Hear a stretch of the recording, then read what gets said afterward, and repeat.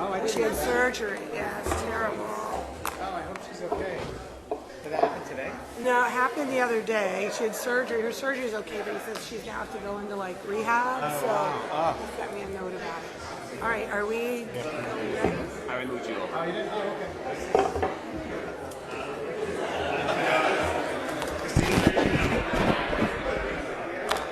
In case they mix us up, Doug.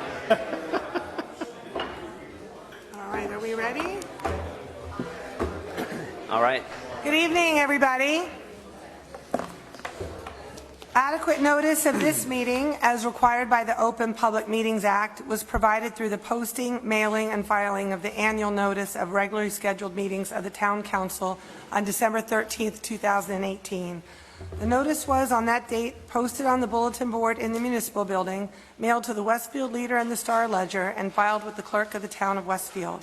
Mrs. Rowley, may I have a roll call? Mayor Brindle, Here. Councilmembers Habagood. Here. Marina. Here. Dardia. Here. Nealon. Here.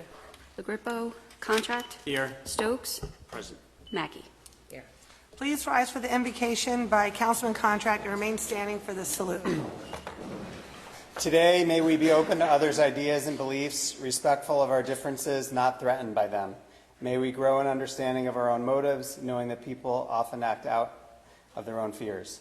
May we be a force for replacing fear with insight, helping us all to be patient and kind as we talk. Strength, real strength, can always find compromise. Working together, maybe find a common ground, enable us to move forward with a shared purpose. May we see what is truly important and unites us, focusing on that to banish roadblocks of ego and fear. Today, may we be open to others' ideas and beliefs. I pledge allegiance to the flag of the United States of America and to the republic for which it stands, one nation, under God, indivisible, with liberty and justice for all. Thank you. Jim, do you have anything to report?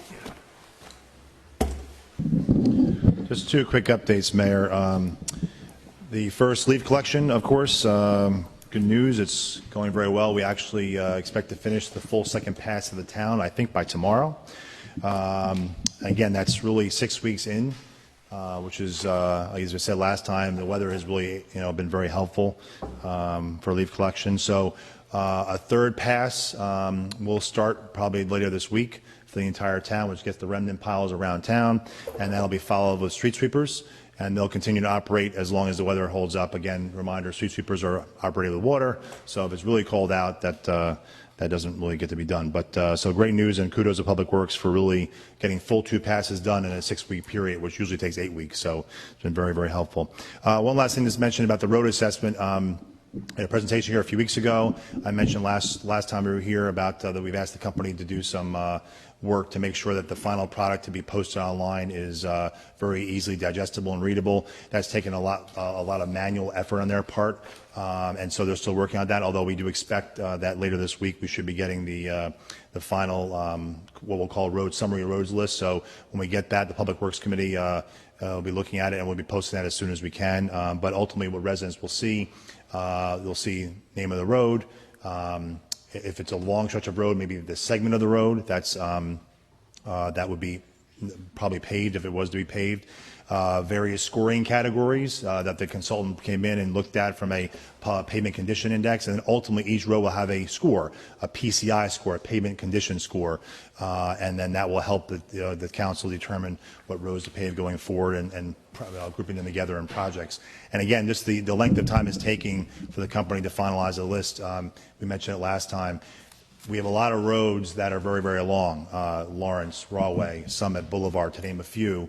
And when the road company comes in with their specialized truck, they do the segmentation by block by block. So initial list had, Rawway Avenue, for example, had like 25 blocks. Well, we're not going to pave one block at a time. So we actually had to go back and segment the road into sections that would be pavable.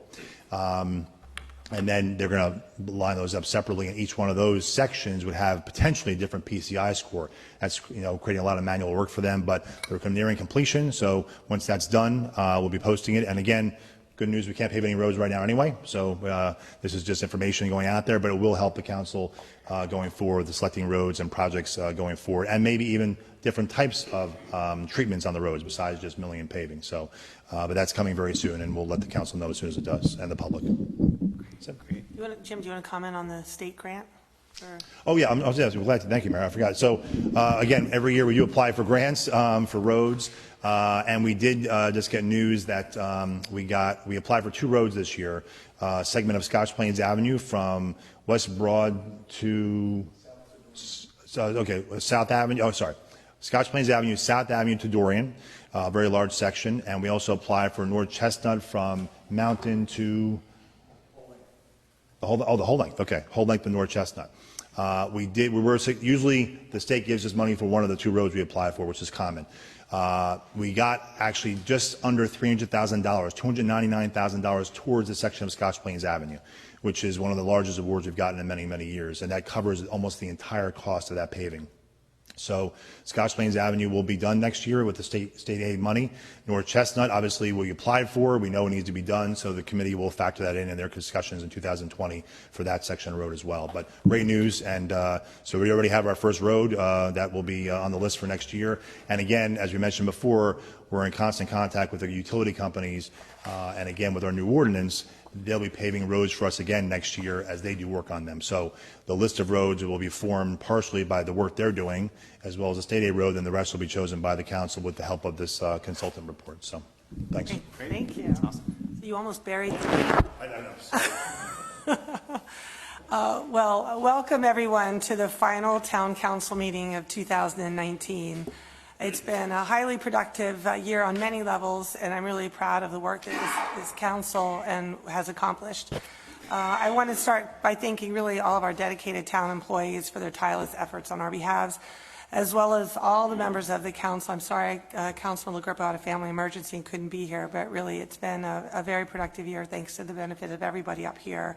In particular, I'd like to thank councilpersons Joanne Nalen, Frank Arena, and Doug Stokes for their years of service as they complete their final terms. You'll be hearing more about that and their service at the end of tonight's meeting when we recognize their contributions to Westfield, but we have a lot to be grateful for tonight. I do want to remind everybody that the deadline for submitting volunteer applications to serve on many of the town's boards and committees is this Friday. Also, if you want to be involved in events or just about anything, please sign up. In particular, we need the most volunteers for the many Westfield 300 initiatives that are being planned, and there's lots of different opportunities to serve with varying time commitments. So I hope you'll consider submitting an application through our website so that when we do have your information on file when those needs do arise.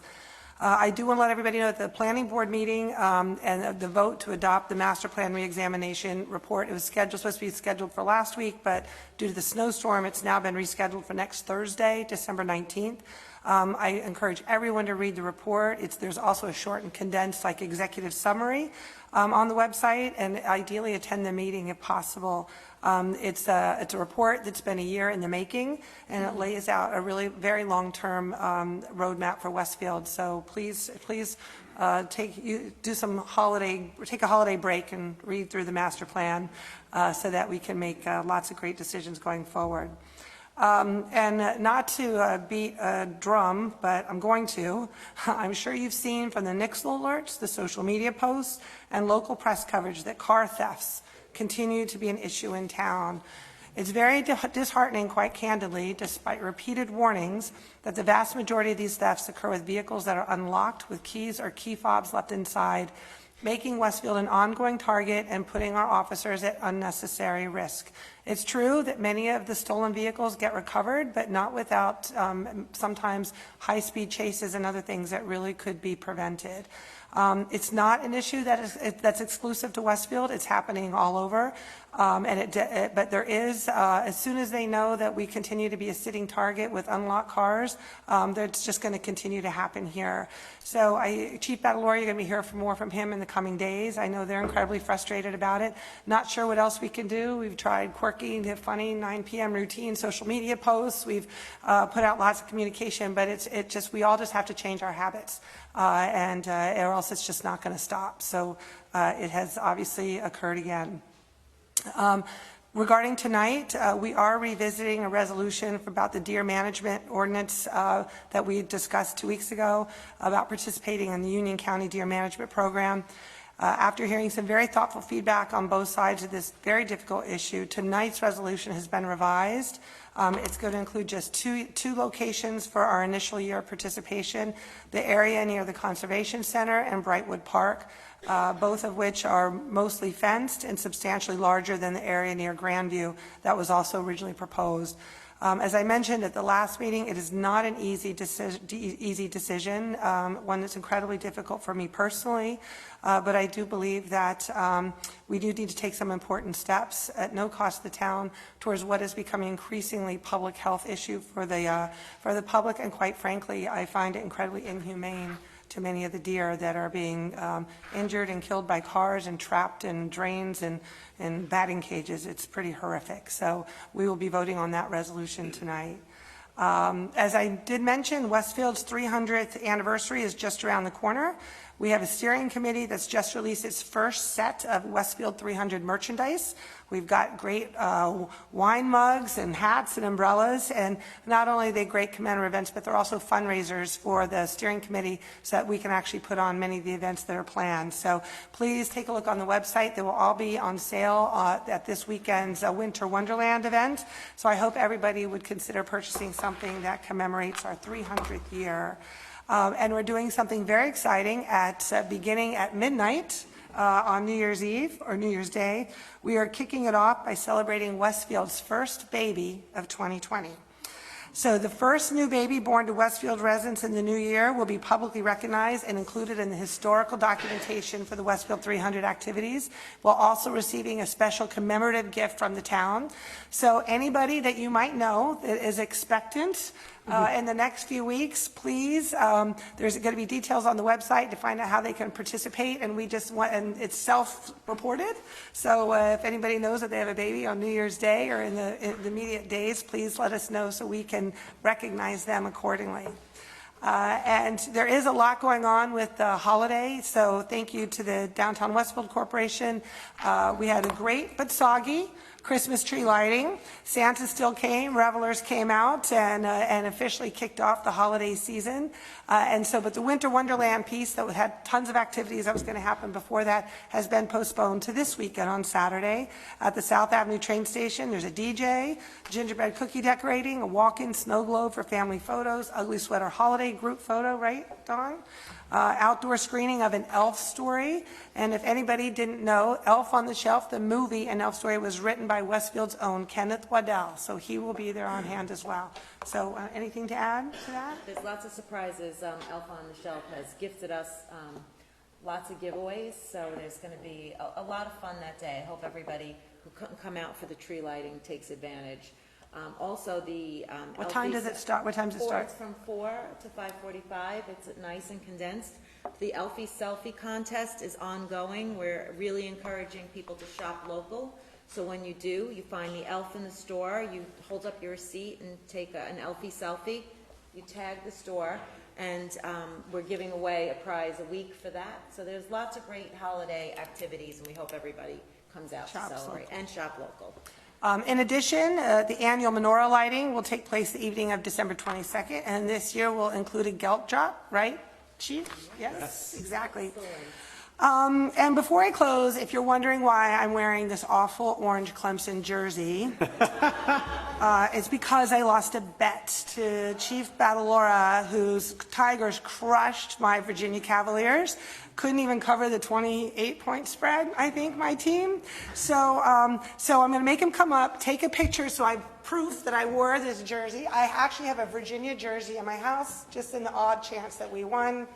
But we do have an option for a rematch. My daughter is at Ohio State. They play Clemson on December 28th, and I'll take my odds. So, all right, come up here, Chief. We're going to take a little. Double down.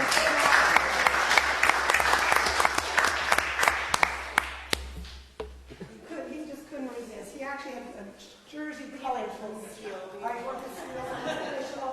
All right. No. Such a cute jersey. All right. We have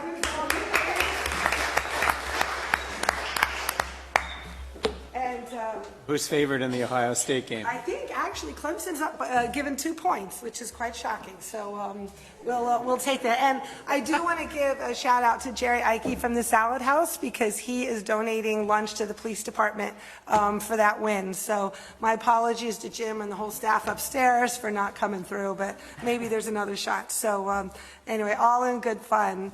And I would like to close actually by wishing everybody a happy and peaceful holiday season with their family and friends. It continues to be a privilege to serve as the mayor of this great town, and I'm really incredibly grateful for the support that we've all seen from the community, not only this year but every year. So we will all see you in the new year. Looking forward to it. So with that, we will get to the business at hand. Mrs. Rowley, do we have any advertised hearings? Yes, Mayor, there are 4 advertised hearings. The first is General Ordinance Number 2152, an ordinance designating 1737 Nevada Street, shown on the tax maps as Block 5604, Lot 5, as a historic landmark, and modifying the zoning map. Anyone wishing to be heard on General Ordinance Number 2152, please come up to the microphone, state your name and address for the record.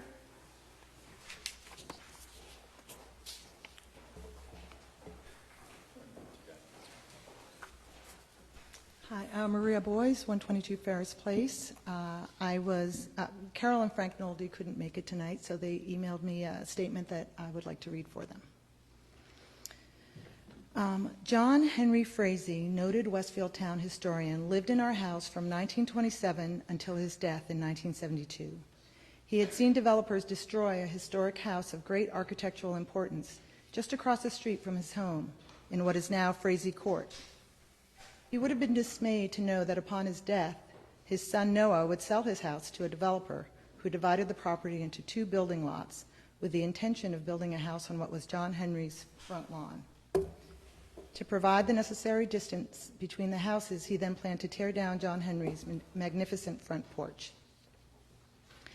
We are confident that Mr. Frazee would have been happy to know that a young couple, Carol and Frank Nolde, with 2 small children and just enough money to buy the house and the front lawn, now a separate building lot, would spend the next 46 years restoring his 1850 home. He would be doubly grateful, as are we, that the Westfield Historic Preservation Commission and the town of Westfield have designated our home as an historic house. Congratulations to the Westfield Historic Preservation Commission and the town of Westfield for recognizing the importance of protecting our architectural inheritance. Carol and Frank Nolde. And I would just like to say, as a member of the Historic Preservation Commission and as a resident of this town, I'd like to wholeheartedly thank the Noldes for being responsible stewards of their historic home. The Noldes first came to one of our speaker series that the HPC holds in the community room and were inspired by the direction that the Commission and the town is taking towards historic preservation. Both Mr. and Mrs. Nolde have given back to this community for years as teachers in the Westfield Public School System, and now for preserving their beautiful home and property for the future generations of Westfield. Thank you.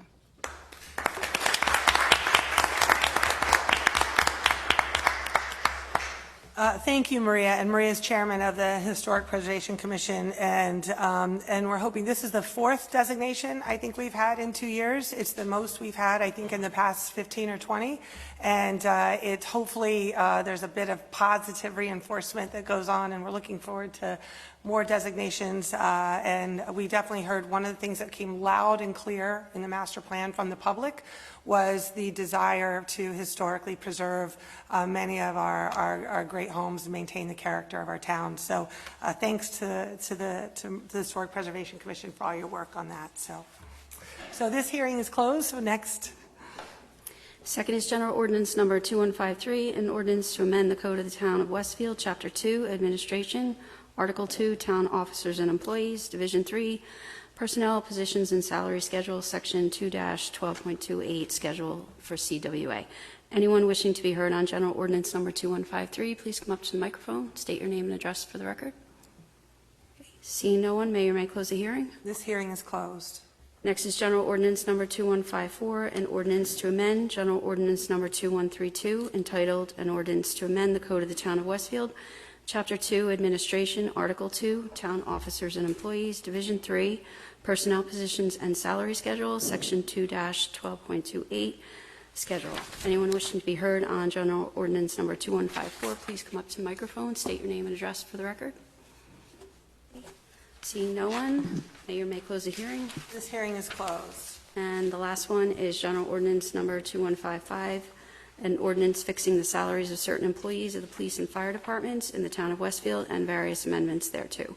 Anyone wishing to be heard on General Ordinance Number 2155, please come up to the microphone, state your name and address for the record. Seeing no one, Mayor may close the hearing. This hearing is closed. Councilwoman Mackey, please move for the adoption of General Ordinance Number 2152. Thank you, Mayor. I would like to move for the adoption of General Ordinance Number 2152 on second reading. An ordinance designating 1737 Nevada Street, shown on the town tax maps as Block 5604, Lot 5, as a historic landmark and modifying the zoning map. May I have a second? Second. Seconded by Councilman Hapgood. Any discussion? Please call the roll. Councilwoman Habgood? Yes. Councilman Arena? Yes. Councilman Dardia? Yes. Councilwoman Nealon? Yes. Councilman LaGrippo? Councilman Contract? Yes. Councilman Stokes? Yes. Councilwoman Mackey? Yes. Mayor Brindle? Yes, this motion is carried. Councilman Hapgood, please move for the adoption of Finance Policy Committee resolutions. I'd like to move for the adoption of General Ordinance Number 2153 on second reading, an ordinance to amend the Code of the Town of Westfield, Chapter 2, Administration, Article 2, Town Officers and Employees, Division 3, Personnel, Positions and Salary Schedules, Section 2-12.28, Schedule CWA. May I have a second? Second. Second by Councilman Contract. Any discussion? Please call the roll. Councilwoman Habgood? Yes. Councilman Arena? Yes. Councilman Dardia? Yes. Councilwoman Nealon? Yes. Councilman LaGrippo? Councilman Contract? Yes. Councilman Stokes? Councilwoman Mackey? Yes. Mayor Brindle? Yes, this motion is carried.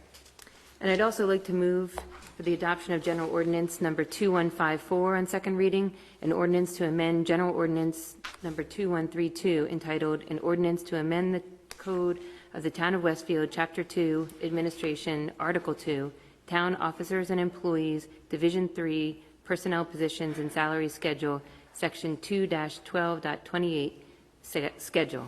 May I have a second? Second. Second by Councilman Stokes. Any discussion? Please call the roll. Councilwoman Habgood? Yes. Councilman Arena? Yes. Councilman Dardia? Yes. Councilwoman Nealon? Yes. Councilman LaGrippo? Councilman Contract? Yes. Councilman Stokes? Yes. Councilwoman Mackey? Yes. Mayor Brindle? Yes, this motion is carried. And lastly, I'd like to move for the adoption of General Ordinance Number 2155 on second reading, an ordinance fixing the salaries of certain employees of the police and fire departments in the town of Westfield and various amendments thereto. May I have a second? Second. Second by Councilman Dardia. Any discussion? Please call the roll. Councilwoman Habgood? Yes. Councilman Arena? Yes. Councilman Dardia? Yes. Councilwoman Nealon? Yes. Councilman LaGrippo? Councilman Contract? Yes. Councilman Stokes? Yes. Councilwoman Mackey? Yes. Mayor Brindle? Yes, this motion is carried. May I have a motion to approve the minutes from the Town Council conference session and regular meeting of November 26, 2019? So moved. Motion by Councilman Contract, second? Second. Second by Councilman Hapgood. Any discussion? All in favor? Yes. Opposed? This motion is carried. Do we have any petitions or communications? No, Mayor. Now it's time for open discussion by citizens. Anyone may come up to the microphone and speak to the council on which we have jurisdiction. Please state your name and address for the record and limit your comments to 10 minutes.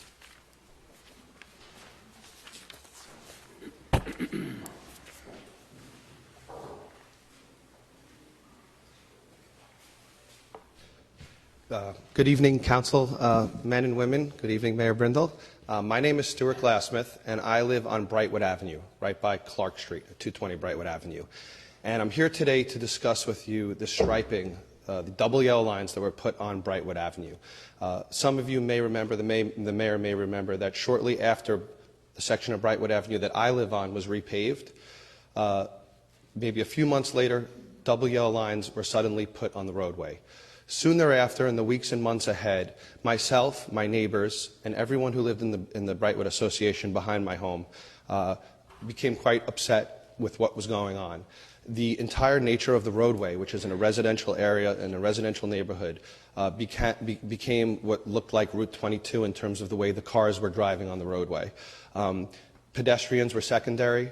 and the cars really own the road. Instead of when we would go to a corner to walk with my kids and all the kids in the neighborhood to go to school in the morning with my wife and with the other neighbors in our neighborhood, we would have to wait for cars now to have an opening rather than for them to stop to allow people to cross the crosswalk. So what I bring you to is Brightwood Avenue, which starts around Morse Avenue or Jerusalem, continues all the way to Prospect Street. And I've been living there for 6 years, and I have some of my neighbors here today, but I also speak on behalf of dozens of my neighbors who are all on a private email chain that we've been discussing with, and finally, I don't want to say courage, but had the idea to come and talk to you here tonight. So on Brightwood Avenue, around where the Scotch Plains Golf Course is, which is Jerusalem or Morse, they're across the street from each other. That's where Brightwood starts. That road of Brightwood is curved, and it continues all the way until it reaches Embry Crescent. At Embry Crescent, Brightwood Avenue turns into a straight roadway as it continues to Prospect. That's the entire Brightwood Avenue. For the 6 years that I've been living there, and you can go back and Google Maps for 15 years, there's always been a double yellow line on Brightwood Avenue in between Morse Avenue, or Jerusalem, and Embry Crescent. And at Embry Crescent, it stopped. And there has never been a double yellow line between Embry Crescent and Prospect Street. Sorry about that. Which is that straight roadway. So, as you can imagine, it was to myself and many of my neighbors' surprise where suddenly there was a double yellow line placed on this section of Brightwood between Embry Crescent and Prospect that had never been there before. So in my discussions when I first brought this up, and when a lot of my neighbors brought this up to our Councilman Arena, as well as some other councilmen in informal discussions, it was our understanding that when the Public Safety Committee met to discuss this issue, they were told there's always been double yellow lines on Brightwood. So they said, okay, we repaved the road, put what was there previously. This was on a false pretense. This was not, in fact, what was truth in terms of what was previously there. The double yellow lines, which you could see, and I brought, we could exchange after, I don't know how formal all this is, but you could see double yellow lines in every Google photo going back 2018, 17, 16, 14, 10, 7, that there's always been double yellow lines on Brightwood that stop at Embry Crescent. And in all these photos, you could see there's never been any double yellow lines from Embry Crescent to Prospect. There's lots of reasons why. I've spoken to experts in this. It's a straight road. It's a very residential area where further down it's curved and there's commercial area. So what has happened, though, and this is what brings me here today on behalf of all my neighbors, is that two things. Number one, since the double yellow lines have been put on this new section of Brightwood Avenue, which has never had it before, and again, not to keep repeating it, but between Embry Crescent and Prospect, cars now have been traveling incredibly faster. Okay? We see cars speeding by. I mean, my kids go to camp, and I was fortunate enough with my job that I spend a lot of time with my kids, and I get to sit on the porch and see cars go by. And it was a great change after the double yellow lines came about. Walking the kids to school, trying to cross over the roadway. So you have a situation where not only the car's going faster, but it's also like it's their road. And us as pedestrians and bicyclists and people who all walk in the area are now secondary to the cars. So it's obviously a very upsetting thing to us because, I have two kids. I have a 7-year-old and a 10-year-old. And all the people who are in communication with me, for the most part, I'll be honest with you, have kids. I know one of the gentlemen here doesn't even have kids, but or younger kids. But the biggest fear for us is that our children don't get bused to school and they walk to Franklin. And my older one's 10, and he's going to soon walk to the middle school even. And the fact that this road has now become more dangerous for my kids and all the kids in my neighborhood, and not just up and down Brightwood who are upset about this, but all the people who live on Fairhill and Woodmere and all the homes in the Brightwood section have to cross over Brightwood to get their kids to Prospect or eventually to the middle school, to Roosevelt.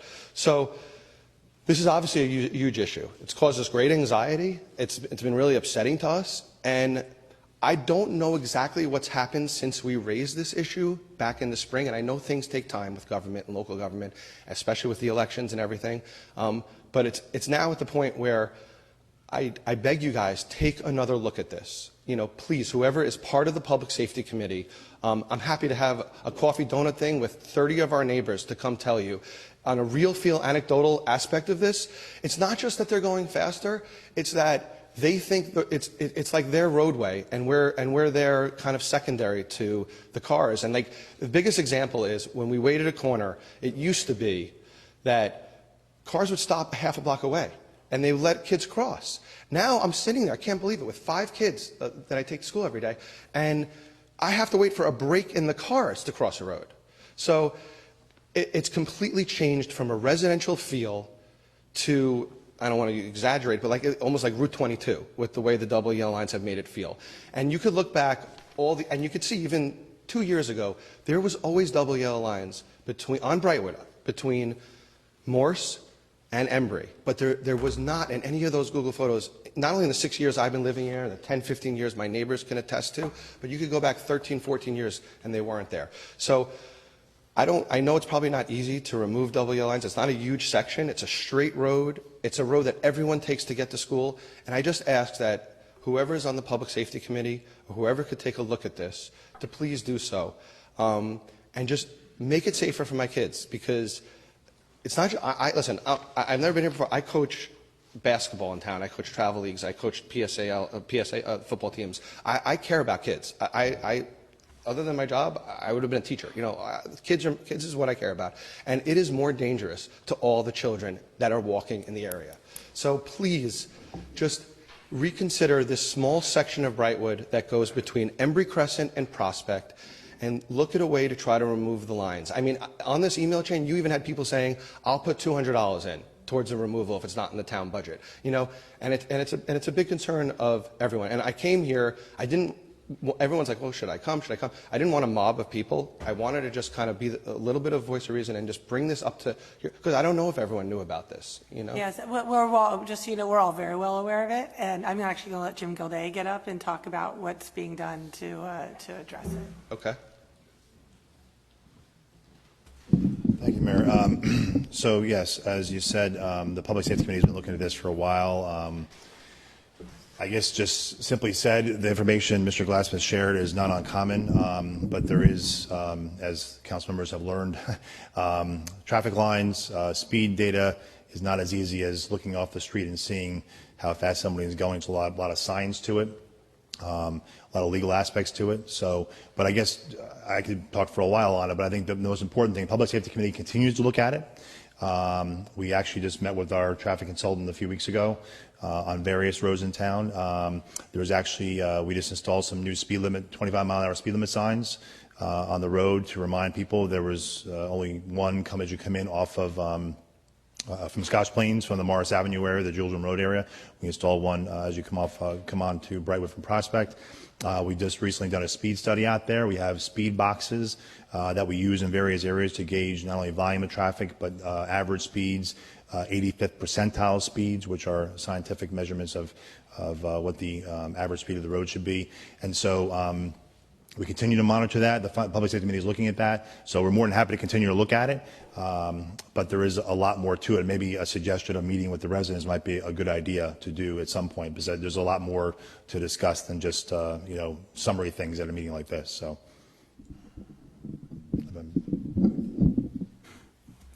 Yeah, so hi, I'm Mike Dardia. I'm the chair of the Public Safety Committee, and as Jim said, that we have been looking at this issue. We have been studying Brightwood for, I think, the better part of a year, and we looked at the idea of putting in the shoulder lines.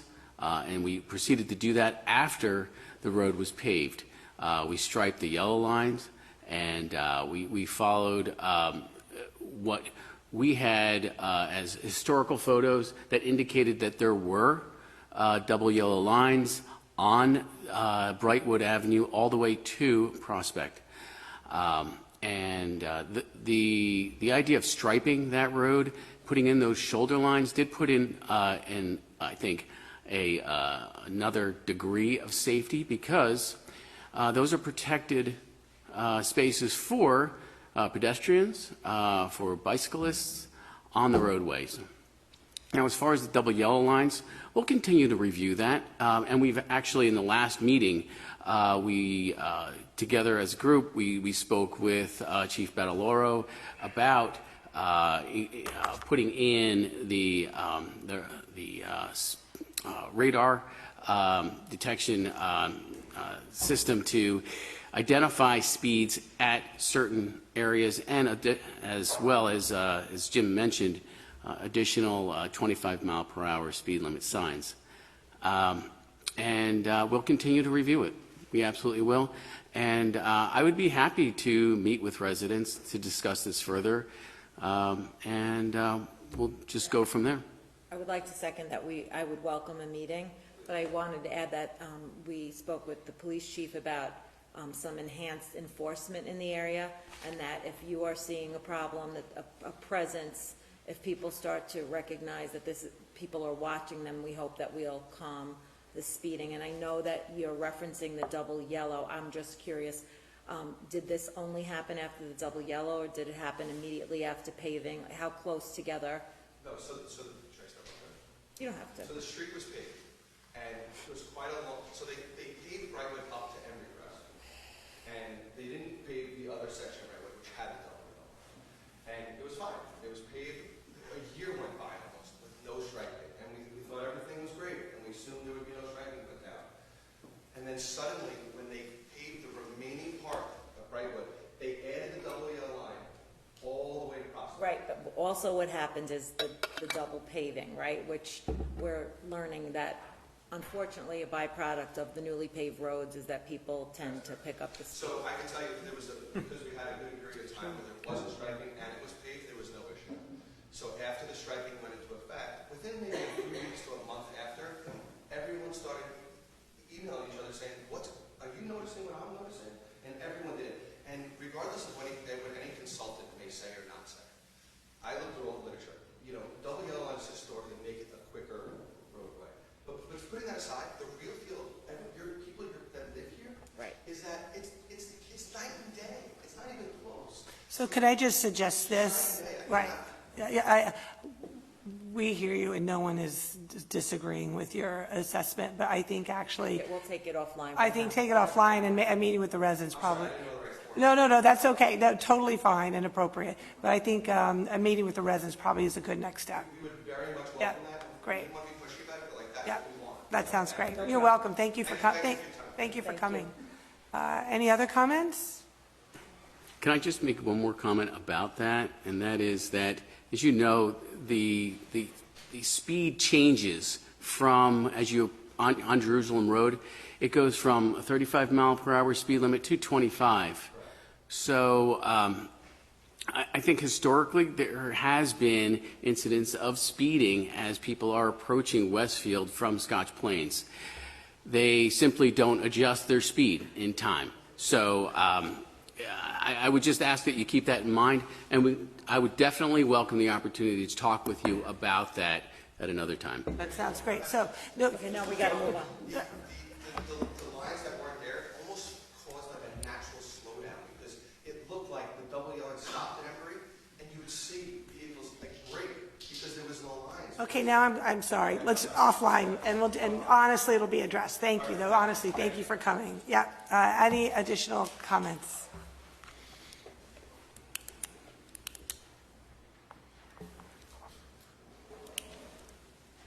Hi, my name is Evan Topolo. I live at 355 Arenda Circle. I'm a business owner in town. I build new construction homes and I renovate homes. I've built 8 homes in Westfield and renovated many others over my 7 or 8 year career as a Westfield resident and builder.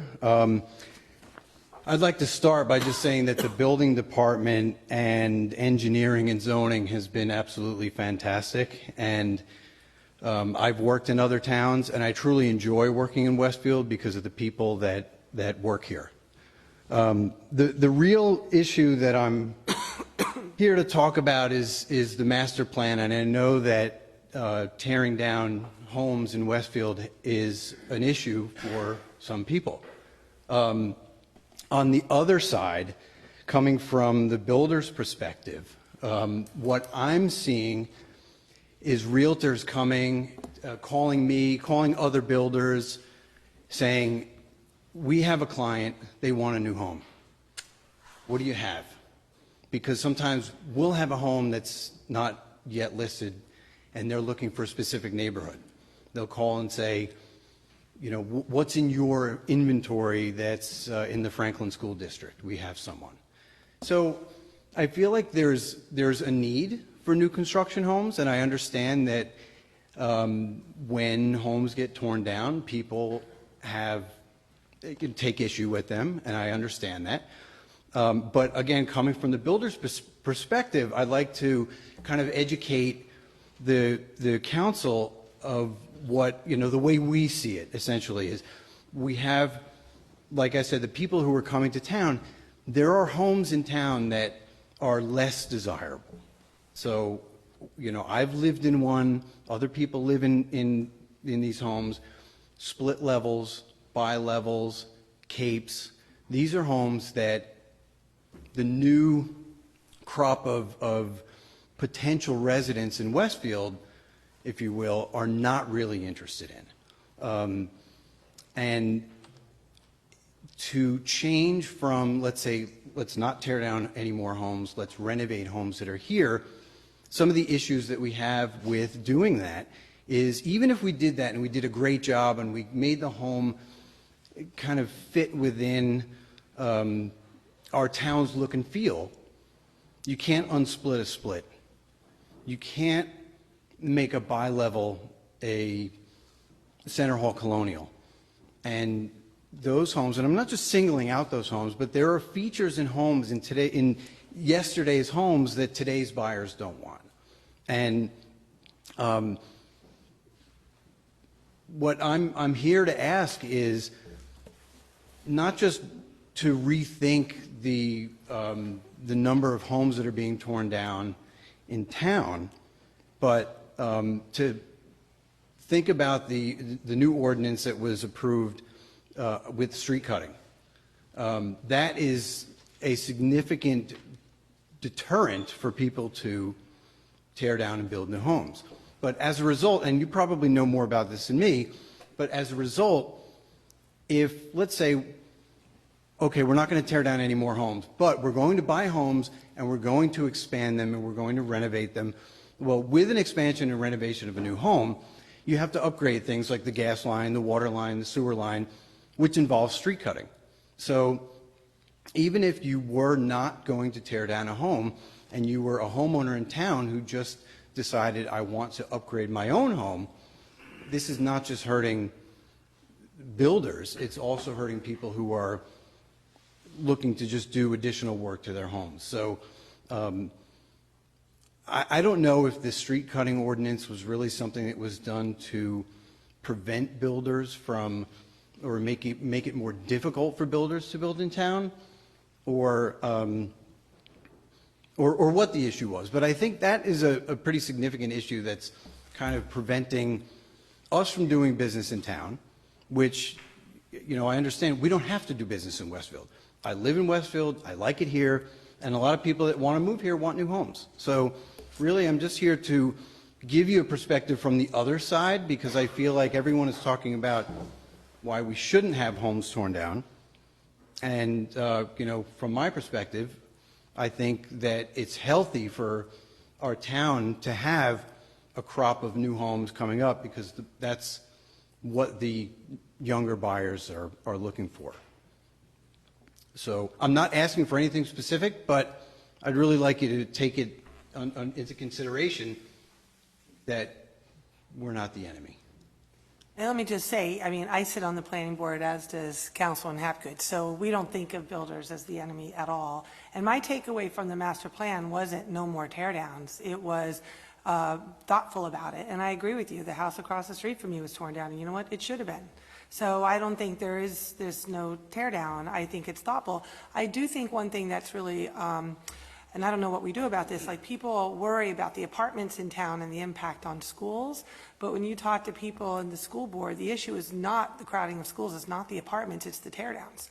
And you're tearing down a house that generally this might have been an empty nesters, and I'm not saying you specifically, putting in a house that often comes with 2+ kids, and it's significantly impacting the schools. Now, I don't know how we manage that, but that is a reality in terms of what's happening with some of the tear downs.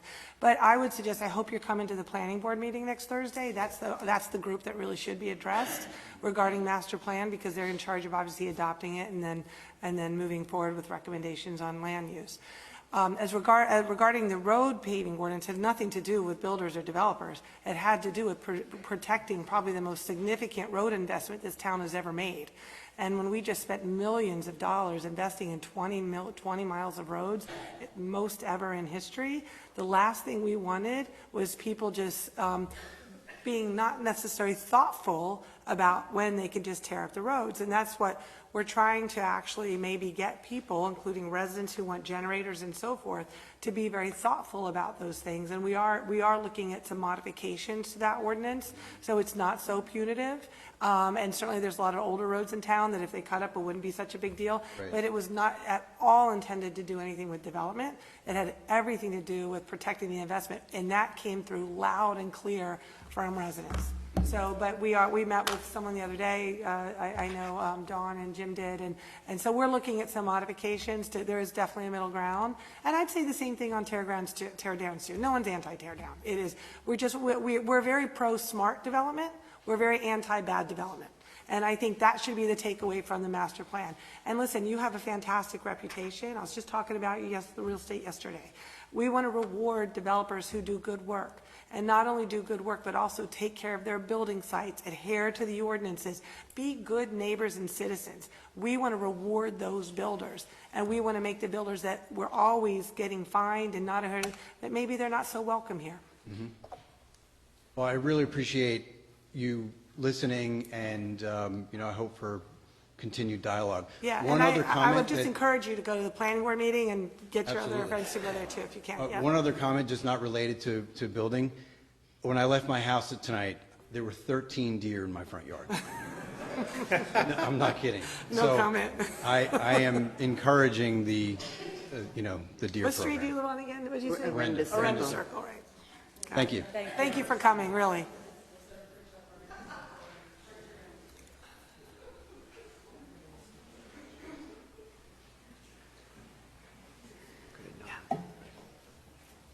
Good evening. I'm Deborah Bresch.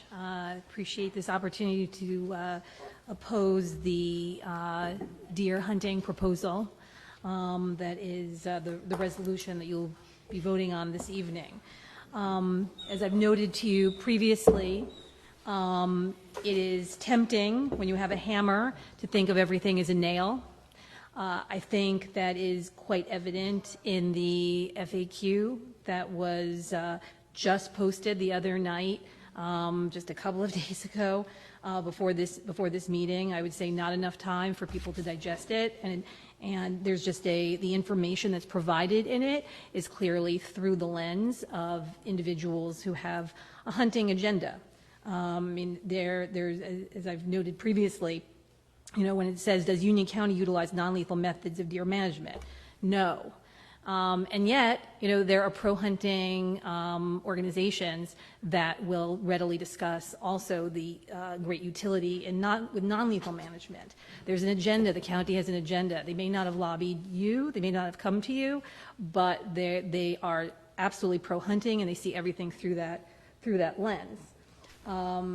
It's certainly not clear after the short deliberations that you've had on this that this is really a solution and not merely killing.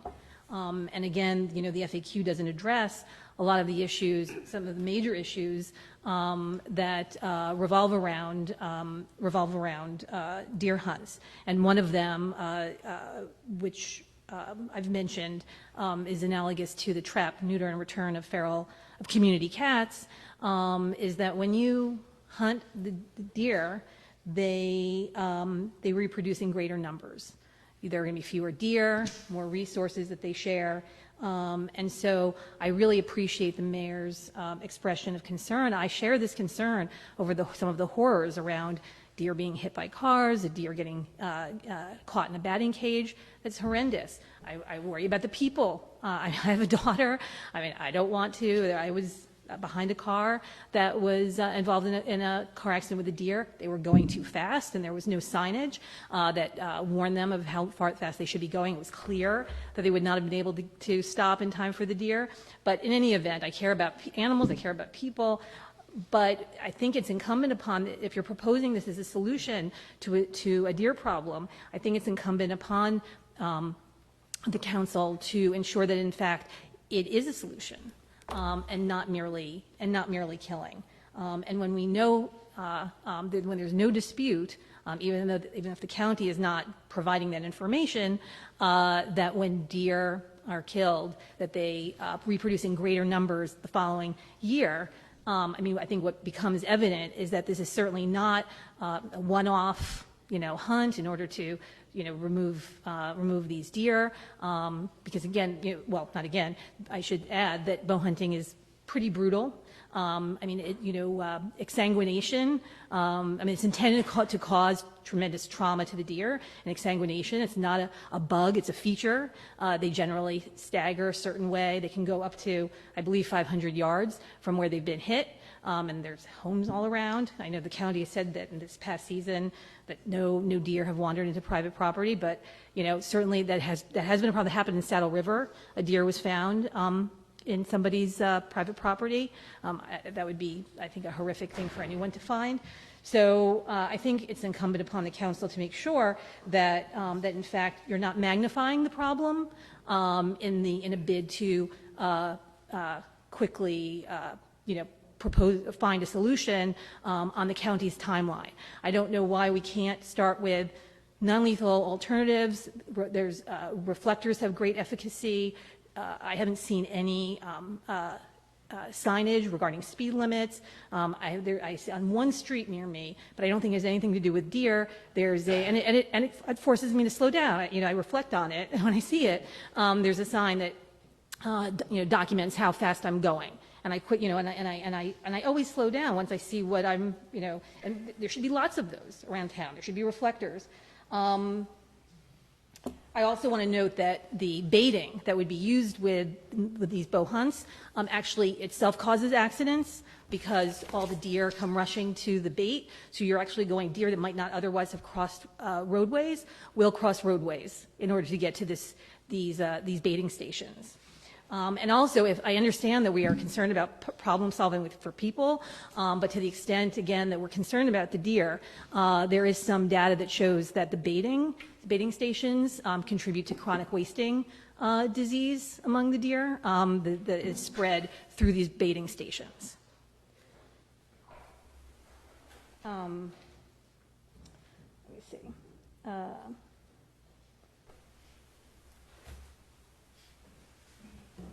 I would just say in conclusion that I would hope that I would like to see a more pro-science,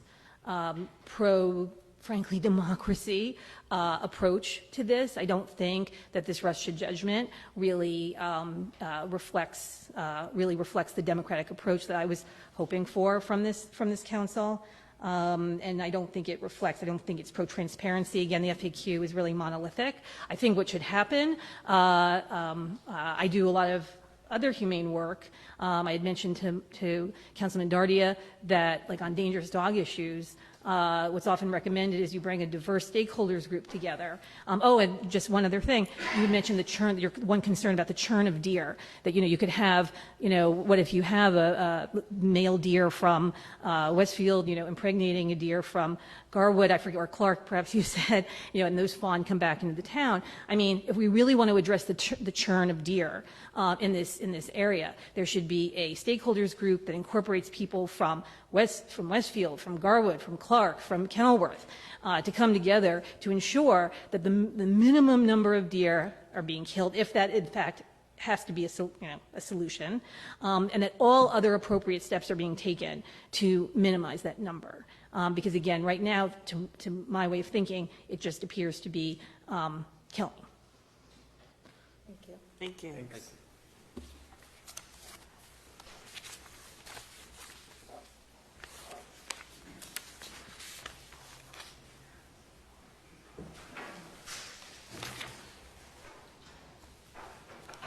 Good evening, Mayor and members of the Town Council. Thank you for allowing the public to speak on this particular ordinance. My name is Karen Langer. I live at 12 Jacobs Lane, Scotch Plains, and my husband and I own property at 140 St. Paul Street in Westfield. So we kind of see things from both perspectives here. Before I mention some comments about the DEER program, I just want to offer the Chief of Police my personal condolences for what has taken place today in Jersey City. It really has upset me, and I'm sure you share the same sentiments, and hopefully it will never happen again anywhere. But I just wanted to know we're thinking of you. As far as the DEER program, I just want to mention a few things that I noticed today as I looked at the county website. Just to put things in perspective, I do live adjacent to the Conservation Center. My backyard backs up to it. We lived there for 25 years. But if you look at the county website, it's pretty clear that all the other locations that have been used in the previous years are much larger. The Watchung Reservation, 2,065 acres. The Lenape and Nomahegan Parks, 480 acres. Ashbrook Reservation, 667 acres, and so on. Galloping Hill Golf Course, 145 acres. The only other area that was been done previously that is not a county park or county golf course is the Hawk Rise Sanctuary and Linden Municipal Landfill. So prior to this year, as far as I know, every location has been a county property. This is the first town that has proposed an ordinance to cull deer in a very close neighborhood to many residents, both Scotch Plains and Westfield. I have a couple just quick questions. I don't know if you mentioned at the previous meeting. If you know, maybe Mr. Kondrak, if you could just tell me how many deer are present in the Conservation Center. Has anybody done a poll there? The county has done some spotlight counts, and it's measured by deer per square mile, and we're trying to bring it down to closer to the 20, which is what's recommended by state guideline. Okay. Let me just give you my ad hoc observation. Since I live there, I was out there at 7:20 this morning. I saw 2 deer. Were there others? There might have been, but it's a very narrow section of land. You have a Conservation Center berm, which is 50 to 100 feet high, that basically separates the recycling area from the neighborhoods of Scotch Plains, from the residents of Scotch Plains. Within that area, I don't even think you have 300 feet from that berm to my property line. And the homes that are at the beginning of Jacobs Lane, the berm is pretty much right in their backyard. So, again, we've gotten no information as to where you would put this deer perch. It would be helpful if you knew where you were going to be putting it so we could address in terms of the footage, because it's not a very wide area. I've heard someone say that you feel that there's a fence around the Conservation Center. There's no fence behind us. There's a berm. I don't know if that's a fence or not. The only fence or fences that are there are the residents' fences, if they have one. And not every home has a fence. I want to know if you considered Tamaqua Park for your deer culling. It's a huge area. It's not used as often in the winter, other than joggers and people walking. The deer are coming. They're walking through the park. They're crossing Lambert's Mill Road. They're walking in and around the Conservation Center. They're going up Jacobs Lane. They're going up Bayberry Lane. They don't stay in one place unless you bait them. And I suggest that Tamaqua Park, being such a large area, is a much better place to bait than this narrow section of the Conservation Center. I wasn't at the previous meeting tonight. I wonder if you mentioned how many archers or stations would be located in the Conservation Center? So, 1. 1. But you don't have an actual location where it would be yet. The only other thing I noticed in the county website, and I just want to read this for the record, this is from the county itself. It says, all deer harvested in the archery component will be field dressed, and the entrails will be bagged and removed by the agents. field dress. So I had to look that up. What does that mean? That means cutting out the organs, draining the blood on the ground, hopefully removing the organs. Ma'am, I'm when they sorry, take you the know deer. what, non-residents only get 3 minutes to speak. Oh, I and didn't- I it's thought you been said 10 a- minutes for everyone. residents. Okay. I didn't realize you were a non-resident until you got up here. I'm sort of So, both, yeah, but I'm not a yes. resident, but I am a property So- owner in Westfield. So, Okay. let's- I'll just conclude by saying that I'm concerned about anything left behind on the ground. And that's it. Thank you. Thank you. Thanks. Good evening. I spoke earlier. My name is Tina Fairweather. I live at 4 Jacobs Lane. I'm not a Westfield resident, along with 15 other homeowners that abut the property, the Conservation Center. There's only one Westfield home that abuts the Conservation Center, so I'm curious as to why you picked this Conservation Center to do your town hunt. It's really angering to know my property literally, this is a picture out of my kitchen window. That's the Conservation Center. My children play in this backyard. And I mentioned this earlier, you're putting people at risk, you're putting people in harm's way by holding this hunt in someone's backyard, which is basically what you're doing in 15 people's backyards. In addition, my understanding is you're supposed to have a 150-foot setback. That's the state law for hunting. So if you do have a 150-foot setback surrounding the entire conservation area, my guess is that your piece of property that you could actually hunt on is minuscule. Across the road, where the deer actually spend more of their time because they actually can't get into the Conservation Center because the part along Lambert's Mill Road is in fact fenced, is an enormous forested area of Tamaquas Park. Why not do it there? It's a huge area.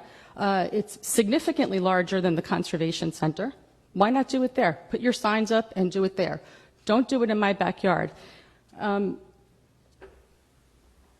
have a few points, more points to make. I'd like to know if any of you actually walked the property and saw that this Conservation Center is not fenced in. It's only fenced in along Lambert's Mill Road. There's no other fencing. So if someone were to come and kill a deer or shoot a deer and the deer were to stagger out, where is it going to go? It's not going to go onto Lambert's Mill Road because that's fenced. It's going to go onto our properties. It's a bad idea to hold this hunt on our property, or basically what's on our backyard. I'd like to know if anyone actually has walked the property. Have any of you? County representatives have walked the property. Have. twice. Yep. Okay. And where was the statement coming from that the entire property is fenced in? I don't know where it's coming from, but the county people walked it twice, and I think they're referring to fences of neighbors. Okay, so assuming the deer were being lured, and not every property is fenced. I know that on my property is not fenced. My neighbors at 6 Jacobs aren't fenced as well, and quite a few properties up the way aren't fenced. But none of it on Winding Brook is fenced. If they are going to be lured into this park or into this conservation area from what I imagine would be Lambert's Mill Road through the gate, you're now putting people who drive on Lambert's Mill Road. It's a busy, busy road. Now you're going to be luring deer to cross Lambert's Mill Road. Do you know how many dead deer there are there every day? I mean, if you drive down Lambert's Mill Road every day, there is an animal, a carcass on the side of the road. It happens frequently. And again, I'm not saying, I mentioned this earlier, I'm not saying that I'm anti-deer hunting. I think it needs to be done. Something needs to be done. But shooting them down in a residential neighborhood in people's backyards is just not a good idea. And thank you. I'm sorry, your time is up. Thank you. Thank you for the time to speak.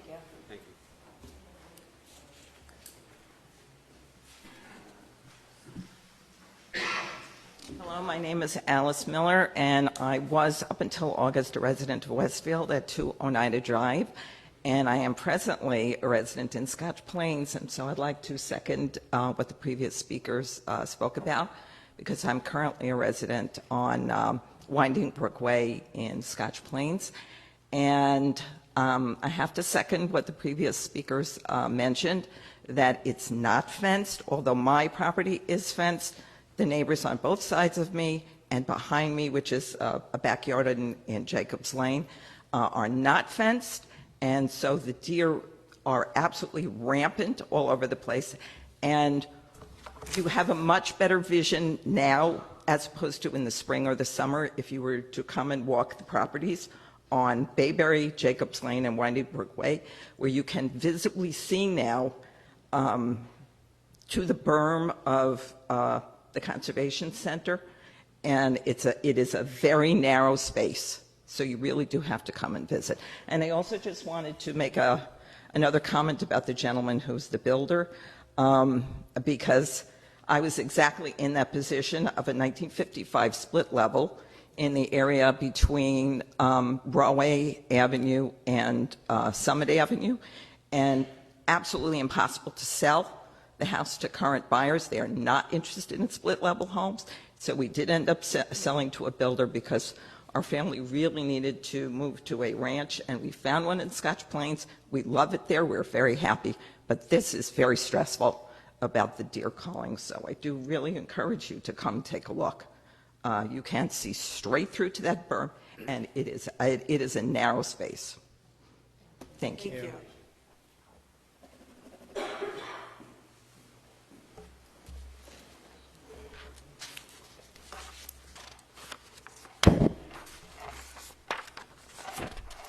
Good evening, Mayor and Council. Delia Collins, 72 Georgia Street, Clark. I'm on the border of Grandview Avenue near Maryland and Delaware, and at the prior meeting this evening we were advised that that area has been removed from the deer kill. When I had spoken on Facebook and on different things, I tried to point out that this is a very narrow, long strip of land.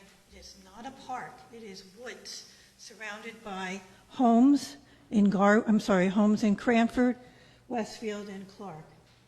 I have a couple of questions, and I don't know if the gentleman who spoke with the county will have any answers. I understand that this kill is self-regulated among the hunters. There's not going to be any officials from New Jersey Division of Fish and Game that will be present. If there is any infringement on any of the properties, say in Scotch Plains, Westfield, on private property, who do the residents call? Do they call the local police? Do they call New Jersey Fish and Game? Do they call the county police? Who has the authority to stop the hunt if people's land is infringed upon? If the deer are not killed in these areas that are planned by the county to kill, and the deer get away from the hunters, who's going to make that?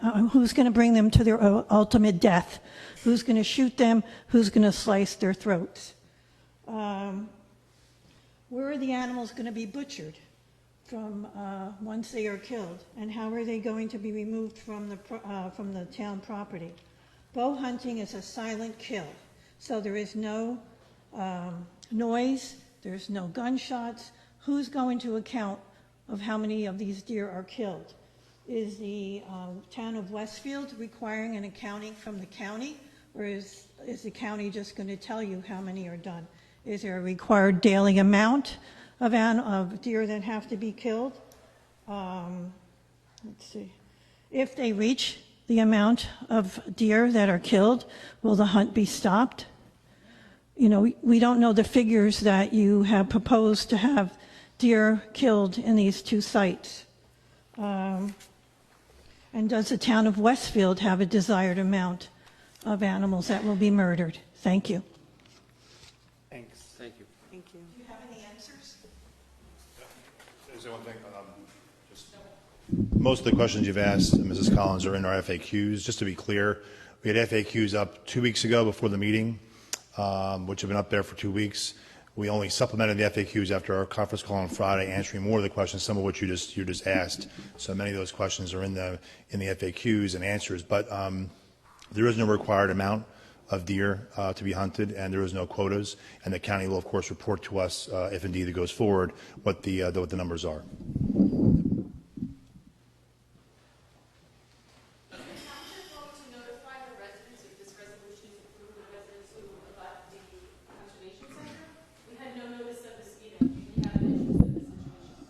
Again, in the FAQs, that's answered there. We answered in the previous meeting as well, that the county provides signage on the properties. The town will take the extra step, working with the county, to provide notice to every home that might surround the area if indeed the program goes forward.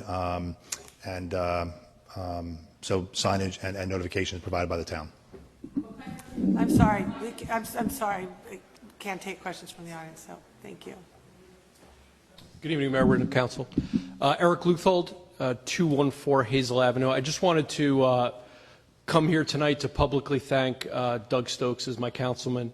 I really feel he has served our ward admirably. I think he has done just a great job, and I just wanted to come and thank him. I've known Doug a real long time, and I really feel that he is, he is voted on this council for what he feels is right, and has put politics aside in doing that. And I just want to, really public acknowledge him and thank him for what he has done the last 4 years. Thank you for being here. I'll second that. Yes, absolutely. Jeez.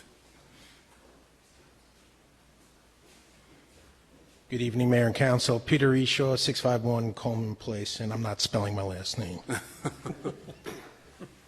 I'm here to also say goodbye to some esteemed council people, but also to say thank you, because all of you, existing members, and I see some ex-council members, an ex-mayor who now has a different role. You're part of a very unique club when you serve on this podium for whether it's 4 years, 12 years, or longer. We'll just leave it at that. In that you build wonderful relationships outside of your government service. We have some wonderful people that I still know on a personal basis. I see Chris McAloon, Jim Gilday's my neighbor. Chief Batalora has been very helpful with my son recently. These are special people, and those are going to be the things that you're going to miss. This is very important business that you do, no doubt, and there are some very difficult things that this council has to vote upon, but just always remember, this is a great town, but more importantly, we're a great community because we really think about each other and care about each other. With that said, I do want to say thank you to Doug Stokes, Joanne Nealon, who has the nickname Councilwoman JoJo, and my friend Frank Arena. All of you have exemplified what I wrote down as everything a good public servant should be. And the first one is kindness. We don't really see that at the national level and even at parts of our state level. Everyone's got to win, everyone else has to lose. But I see nothing but kindness on the podium here. The kindness is infectious. You guys are all approachable, honest, and sincere people. Fairness is another major quality that I see to be a good public servant, and Frank, JoJo, and Doug, you bring that. You always thought about what's best for our community, and I want to emphasize the word community again. And then the last thing is, all of you are unflappable sense of duty. All of you have never said that the role of a councilman and councilwoman is a position of status. Moreover, it's rather a role of serving the public good of community of Westfield. So I want to thank you for that. But Frank is my neighbor. He's a great friend. He's a great role model. I've known Frank for 15 years, and my memory serves me. It was about 15 years ago I really got to know Frank when he came to the daddy-daughter dance. That's when we really got to hit it off. And Carly and Lauren, were at that dance, and to me, it's probably the most treasured moment of any father taking their daughter to that dance. And I ask anyone who's reading this or watching TV or in here, every father, take your daughter to this dance. It's such a great memory. But I think, Frank has all those qualifications of being a public servant, but to me, as a longstanding member of the Recreation Commission, to me, Frank's legacy is his support to the Rec Commission. It was immeasurable. You were a wonderful advocate of making sure that any capital project, small or large, Frank was always there to support it because he knew how important it was for the children of Westfield to exhibit fun. And that's what the Recreation Commission is about. We're about bringing fun to all residents, but really, as parents, neighbors, the greatest memory I think you'll have as parents and neighbors is watching your kids grow up on that soccer field or on that ball field, PAL football, whatever.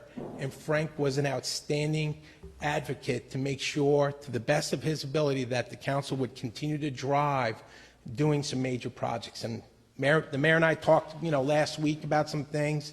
And, I know you want to go bigger and better, and I look forward to seeing these projects come to fruition because I want to be there, at those ribbon-cutting ceremonies. Lori, Carly, and Christopher, you get your dad back on Tuesdays. Have fun with him again. On a lighter note, I just wanted to say, even though Frank's leaving, Frank still has a lot of talents that I think he can bring to the town. And we know that the internet lives forever, so I've got a couple of recommendations. Frank can be a YouTube star, maybe you just don't know it. He knows how to cut your lawn in 3 different directions, but perhaps maybe 4 or 5 different directions is now in order now that he has more time on his hands. I'm pretty sure that Frank knows how to do the YMCA dance that all the caretakers at Yankee Stadium do.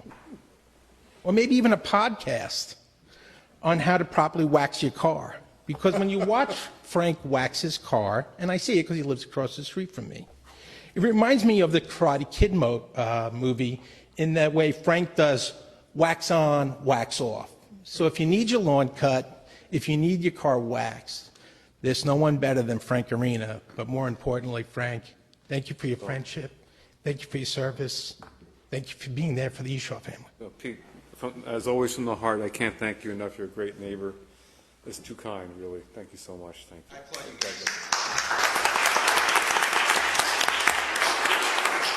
And Peter, thank you for your service as a councilman and on the Recreation Commission. So really. Good evening, Mayor and Council. I hope, Mayor, you'll indulge me if I take my town attorney hat off and put on my hat as a resident of the town of Westfield, Tom Jardine, 251 Walnut Street. I want to rise like Peter has and thank the departing council people, Councilwoman Nealon, Councilman Arena, and Councilman Stokes. Between or among the 3 of them, they have given 32 years of service to this town. Doug has served for 4 years, Frank has served for 12, and Councilwoman Nealon has served for 16, which I think may be a record in the history of this town. I'm not sure I know of anybody who's done any more than that. I don't care if you are a Democrat or a Republican or a proud independent, if you are not grateful for the service of these 3 wonderful people, you don't have a heart. It's not just coming to these council meetings, it's going to every committee meeting, acting as a liaison to the various boards in town and getting all the emails, texts, and phone calls over that many years. That exemplifies the service. Anybody who has ever been on this dais knows what a commitment of time, sweat, blood, and tears it can be over the years. So we should all be extremely grateful for your service. I want to also announce my support for item number 22 on the agenda, which is the resolution to draw warrants for mayor and council annual salaries for the year 2019, which, as most of us know, is for $1 a year. I think for sure Joanne, Frank, and Doug have certainly earned it, and I'm not sure I support the resolution number 14, which cancels the outstanding checks. I do think you should cash those checks and keep them. Back in my time when I sat on this dais, I had an opportunity to speak to a 3rd grade class at Franklin School, and I spoke to them about what it was like to be a mayor and a council person, and then I told them that we make $1 a year up here, and I said, does anybody know why we're paid only $1 a year? And one young kid raised his hand and said, because that's all you're worth. But I can assure you that each of you, Joanne, Frank, and Doug, are worth much more than that to this town for your volunteer service. I've had an immense pleasure getting to know you better as town attorney. I would say, especially to Councilman Stokes, I've suffered the sting of defeat once myself, and I know how disheartening that can be, but I do hope that you stay committed to this town and involved in public service, because I think you still have a lot to offer. Thank you. Thank you, Tom. Thanks, Tom.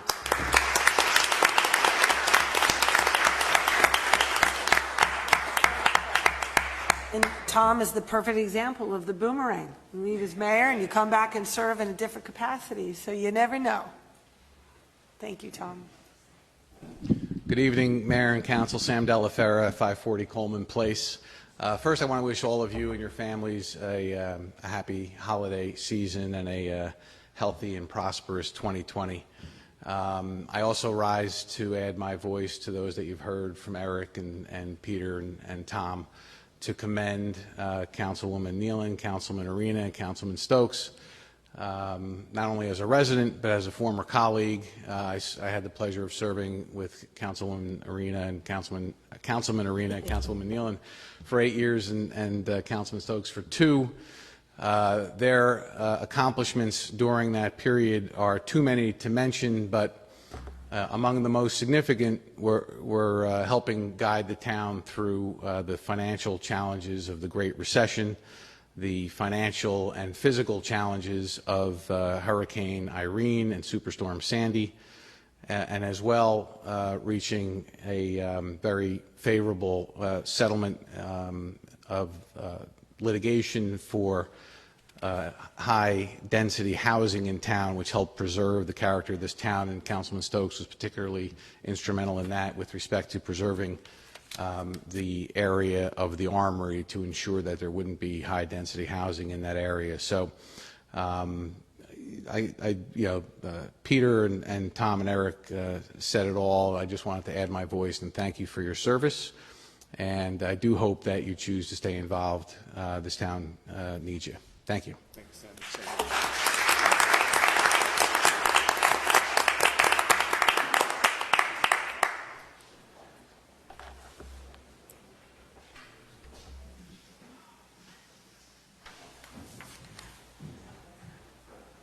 Good evening. Rob Bonaccio. Like Peter, I will spare you the spelling of my last name.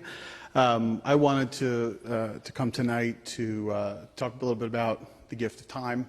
It is probably the most precious thing that we can give as people to each other. And I want to thank Councilwoman Nealon, Councilman Arena, and Councilman Stoke, and really, obviously, the entire council, but for those three who are at their last meeting today, for all the time that they have given over the course of their time serving the town.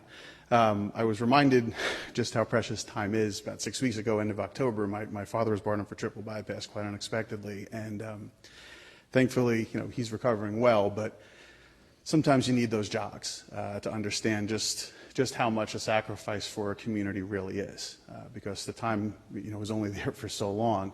And for 4 years in Doug and 12 years in Frank and 16 years in Joanne, 12 and 16 is I mean, if you think about it, it's a generation of Westfield kids, from kindergarten on. All of that done in service, and all with moments missed, and and struggles to be where they need to be, not just for these meetings, but for committee meetings as well. My wife and I moved to town 11 years ago, and it's for the work that all of you have done that made this town the place I wanted to move, and a place that I am happy, and a place that my kids are going to call home, just as your kids do as well. So I've gotten to all three of you personally, and I don't think I've ever heard at one point in time any complaint about the sacrifice that this is.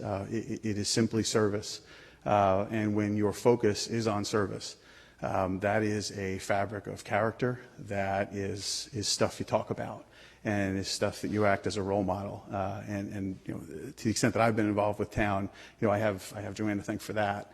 I don't know that I'd even moved into my house before she was there encouraging me to get involved.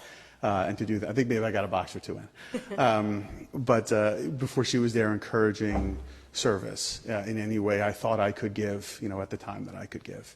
And that's an inspiration, frankly, for kids and for residents alike. So I want to thank you all for the time that you've spent and for all that you've given to the town.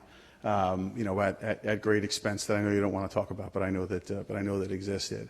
And just lastly, with three council persons departing, obviously there are three new ones that will be coming and one reelected, and I'd like to thank them in advance for the service they're about to give and the sacrifice they're about to give. You've got big shoes to fill, but the fact that those folks have stepped up to fill those seats just says we're moving along well as a community. So thank you. Thank you, Rob.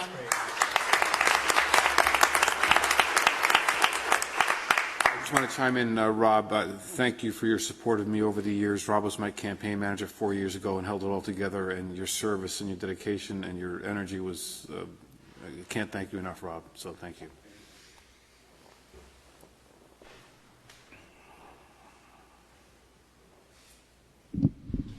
Hi, I'm Pam Wysack, and I live at 729 Belvedere. I'm here also to speak about Councilwoman Nyland, Councilman Frank Arena, and Doug Stokes. I have known these people collectively almost the entire time that I've lived in Westfield. I've known some of you for at least a decade. Others of you I've known for almost 20 years. In fact, some of our kids have grown up together. So I've known you both on a personal and a professional level. And I want to say that the three of you really embody to me what I believe to be real community spirit and service. You have served with integrity, and you have served with honor, and you have set up as a model for those who come after you. I know that you don't always agree with one another, but when you disagree, I know that you always try to disagree with respect. And I find that to be something that's needed more and more in today's environment. So I'd like to thank you. I'd like to say welcome back home to your families. I'm sure they have a long list of honeydews for you to do. So enjoy the next few months and years, and have a happy holiday. Thank you. Thank you.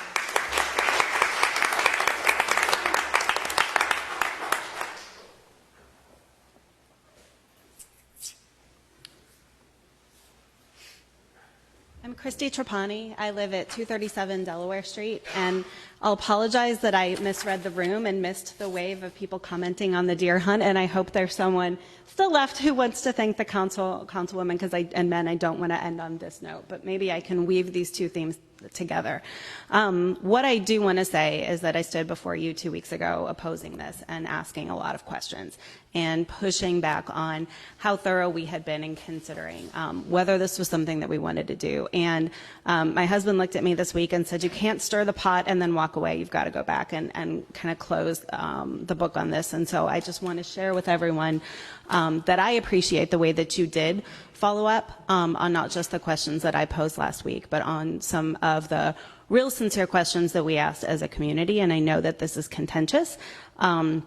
And it's easy for me, probably more than anyone else, to stand before you and say, hey, I appreciate that you answered my questions, knowing that I live next to the property on Grandview and not next to the Conservation Center or the property on Brightwood. But I can say I do appreciate that I not only feel heard, but I appreciate that you followed up, that you took action, and in reading those FAQs, I really do appreciate the way that you came at this in a thorough way, did your homework, followed up with the county, and I, for one, am content with the way that we're proceeding and having opposed this initially. I just wanted to stand before you and let you know that, not that my vote matters in that way, but I appreciate the way that you followed up and considered it, and I'm on board with the way that we're proceeding. So thank you in that, and hopefully that thanks can tie into the more broad thanks that everyone else is giving. I appreciate you. Thank you. Thanks.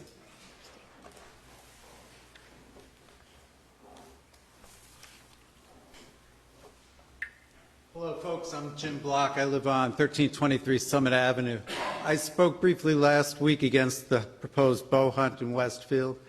I just wanted to follow up. I did some research. I'm not in favor of hunting in general, but I certainly am not in favor of bow hunting. I consider it cruel. And I did some research just to see if I'm correct. I didn't want to go to PETA or sites like that that are going to one-sided, so I started Googling deer hunting wounding rates to find what percentage of animals are indeed killed on the first arrow and what percentage suffer. So right away, pictures come up of deer with arrow through the neck, through the head. So I found a website, deeranddeerhunting.com.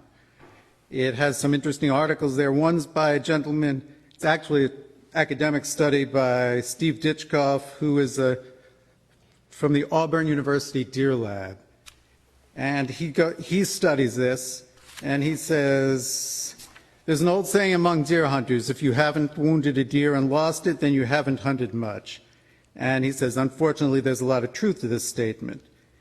He goes on to try and figure out different studies that have been done and compiles them. And the numbers seem to range anywhere from about 5% to 50%. 5 is probably way too low. As I read the article, 50 is probably way too high. These are animals that are shot with an arrow. The arrow penetrates the body and does not kill the deer.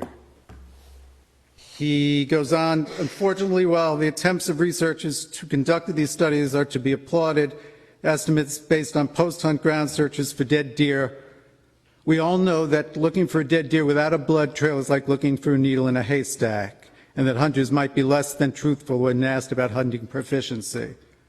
So, what about the state of the unrecovered deer? This is an ultimately most important question. No hunter wants to wound a deer if most deer that are not recovered by hunters actually survive. Maybe things aren't as bad as they might seem.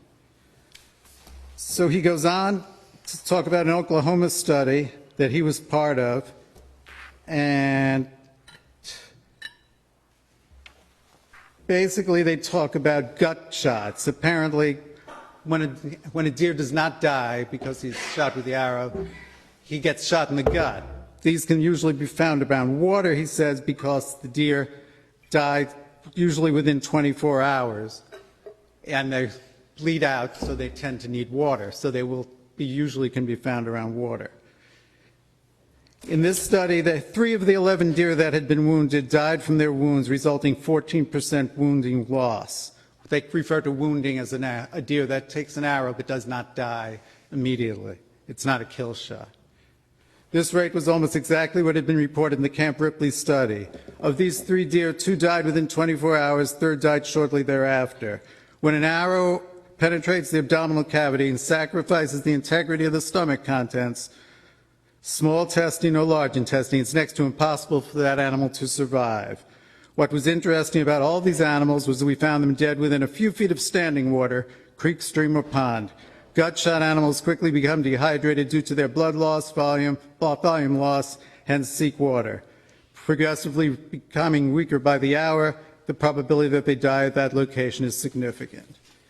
And he goes on with various other gruesome things, talks about necropsies that were done. They don't suffer for days and days and days, most of them, but they do suffer for 1 to 3 days from what I can read in the article. I sent one to you, Mr. Contract. I sent one to the mayor, and I sent it to Mr. LaGrippo, because you 2 guys are my council people. So it seems like a gruesome thing. It seems people are going to see animals that have been wounded, not dying. They will show up in someone's backyard. Whether it'll be closer to the 3 or 4%, which is what I would hope, not closer to the 50%, depends on the skill of the hunter, the luck, that type of thing. I don't think that's what we want in Westfield. I know when people use shotguns or rifles, which the county started, the bow hunting is rather new to the county. I was around when the county was first trying to push the idea of a hunt, and they said they were going to only have sharpshooters. They used county police, paid sharpshooters, and then they opened it up to hunting groups. And then only recently they went to bow hunting. I don't know, did you guys know what their kill rate is, their wound rate is in Watchung? Mr. Contract, I guess it's your... So, based off the information the county shared, there are rules around this to improve the likelihood that the arrow is effective in felling the deer immediately, or within the space of area that they shoot, which is about 20 yards. So that's the information they've shared with us. They are taught how to fell a deer and where the arrow should penetrate. So the arrow is designed to penetrate through the lungs, which will disable the deer either quickly or in the general vicinity. And then they talk about how they have a very almost perfect recovery rate. If they can't track the deer within the 20 yards, they have a dog that will help them. So I think we want to make sure that this program's run safely, humanely, and doesn't end up in people's yards. They have no experience with deer being wounded, ending up in people's yards. I did see your email. I didn't have time to respond. I was at work today. So, again, it's really a question as to whether this is the right program for Westfield right now, and appreciate your comments. Yeah, it just seemed that there's a whole lot of chance that these deer are going to be wounded and suffering, not just sharpshooters killing it, gone, dead, no suffering, bleeding out, having his guts ripped open. This was from deerhunting.com, not from a PETA site. And I just wanted to follow, when you were running for office and we voted for you, you had your wall of love Trump's hate, all that thing. This does not seem consistent with that type of campaign. I'm kind of shocked to see that you guys are running for this. Thank you.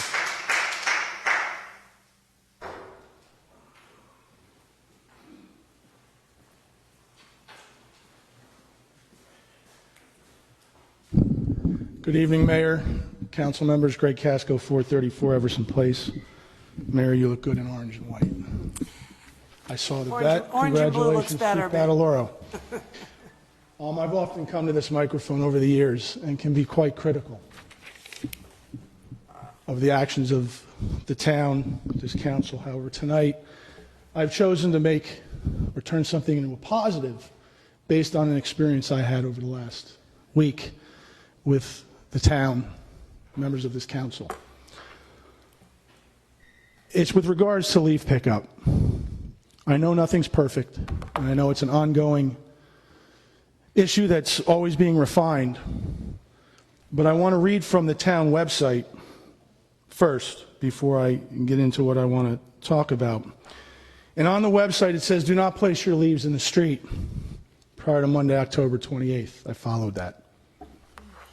It says, place your leaves in a narrow road alongside the curb, but leaving a space along the gutter to allow for drainage. I followed that. Do not place leaves any closer than 10 feet from any storm water inlet. I have one between my house and my neighbor's house.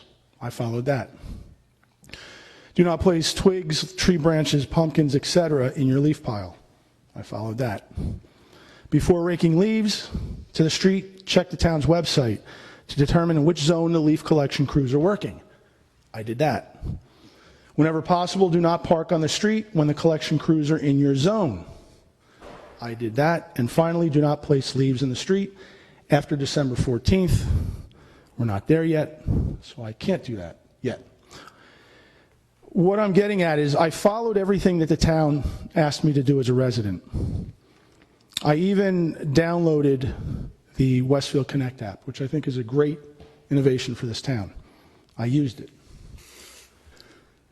What had happened was on the week of November 12th, the DPW had broadcast that they were going to be in our zone. I live on Everson Place. So I moved a pile of leaves in my backyard out to the street. What I do is I gather my leaves twice a year. I have two large trees in the backyard. When half of them fall, I pile them up. When I know that the town's going to be in my zone, I move them out to the street. The second pile I move out when I know that they're coming by a second time. So I'd moved the leaves out knowing that the DPW had broadcast they were going to be in my zone neighborhood on the 15th, that Friday. On that Friday, 11:15, I received an alert at 9 a.m. that the DPW was on Park Street. However, they had already been on my street at 8:45 a.m. And what they did was they picked up all the leaves that were convenient to be picked up. And what I mean by that is I live next to Lincoln School. It's right down the street, front doors. A lot of teachers, parents dropping their children off park on our street at that time. And the front end loader came down the street, pushed all the leaves that were accessible that did not have cars parked around them. Unfortunately, my pile was blocked by cars, not mine, but cars that had to be there for other reasons. I contacted Councilman Contract and let him know what was going on. I had done everything I was supposed to do. He got right back to me. He said that he would look into it, he would get on top of it. He got back to me. He said that there was going to be a Saturday pickup in school zones. I said, great. I figured I'm in a school zone. Cars parked on my street, dropping kids off to school, teachers parking on the street, that worked there. 3 Saturdays had come and gone, and there was no pickup. So I used the Westfield Connect app. And I sent in a notification to the DPW. And I let them know that my leaves had been out there. They didn't get picked up. And the response I got from Greg O'Neill was, please be advised Everson Place leaf pickup occurred either on 11/19, period, end of sentence. The Saturday pickup was done on 11/23, with Everson already picked up. The focus was directly at Lincoln School. Thank you. I guess at that point, I felt the need to email the mayor, Councilman Contract, Councilman LaGrippo, Superintendent O'Neill, and Supervisor Rich Eubanks, letting them know what was going on. Later that week, my leaves got picked up. So turning it into a positive, I think the communication, not only from Councilman Contract, but also through the Westfield Connect app, was a bonus for me in this situation. So for that, I'm grateful. I'd be remiss if before I left this microphone, I didn't recognize Councilwoman Nealon, Councilman Arena, and Councilman Stokes. I've been an adversary at this microphone over the years, but I did not and I will not forget the service that the 3 of you have provided to this town, and I thank you.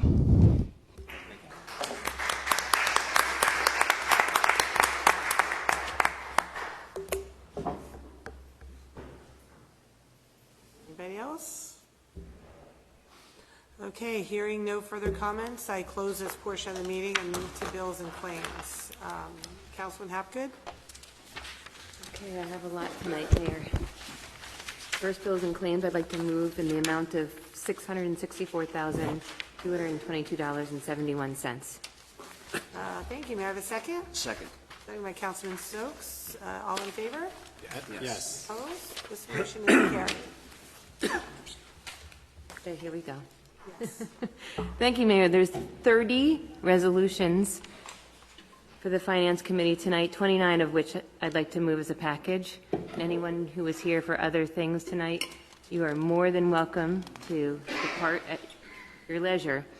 A resolution authorizing the CFO to refund a parking permit refund, a resolution authorizing the CFO to draw a warrant to replenish postage meter, a resolution authorizing the CFO to refund Recreation Department fees, a resolution authorizing the CFO to draw a warrant for overpaid taxes for the year 2019, a resolution authorizing the CFO to draw a warrant for overpaid taxes due to veteran and senior citizen deductions for 2019, a resolution authorizing the tax collector to cancel sewer fee balances for 2019, a resolution authorizing the tax collector to cancel delinquent tax balances for 2019, a resolution authorizing the CFO to set up accounts payable, a resolution authorizing the CFO to make transfers or appropriations for bills and claims, a resolution authorizing the CFO to pay December bills and claims, a resolution authorizing the CFO to cancel grant receivables, a resolution authorizing the CFO to authorize 2020 debt service,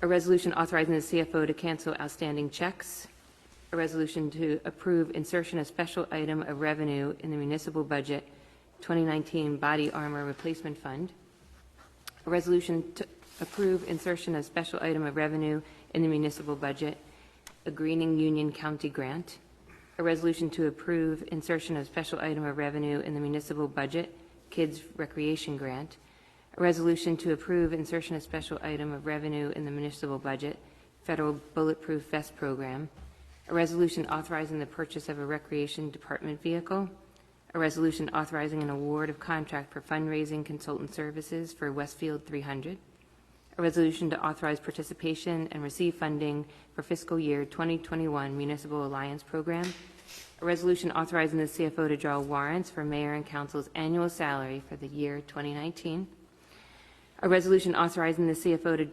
sign bi-weekly warrants for CWA Local 1040 employee salaries effective January 1st, 2019, a resolution authorizing the CFO to sign bi-weekly warrants for CWA Local 1040 employee salaries effective January 1st, 2019.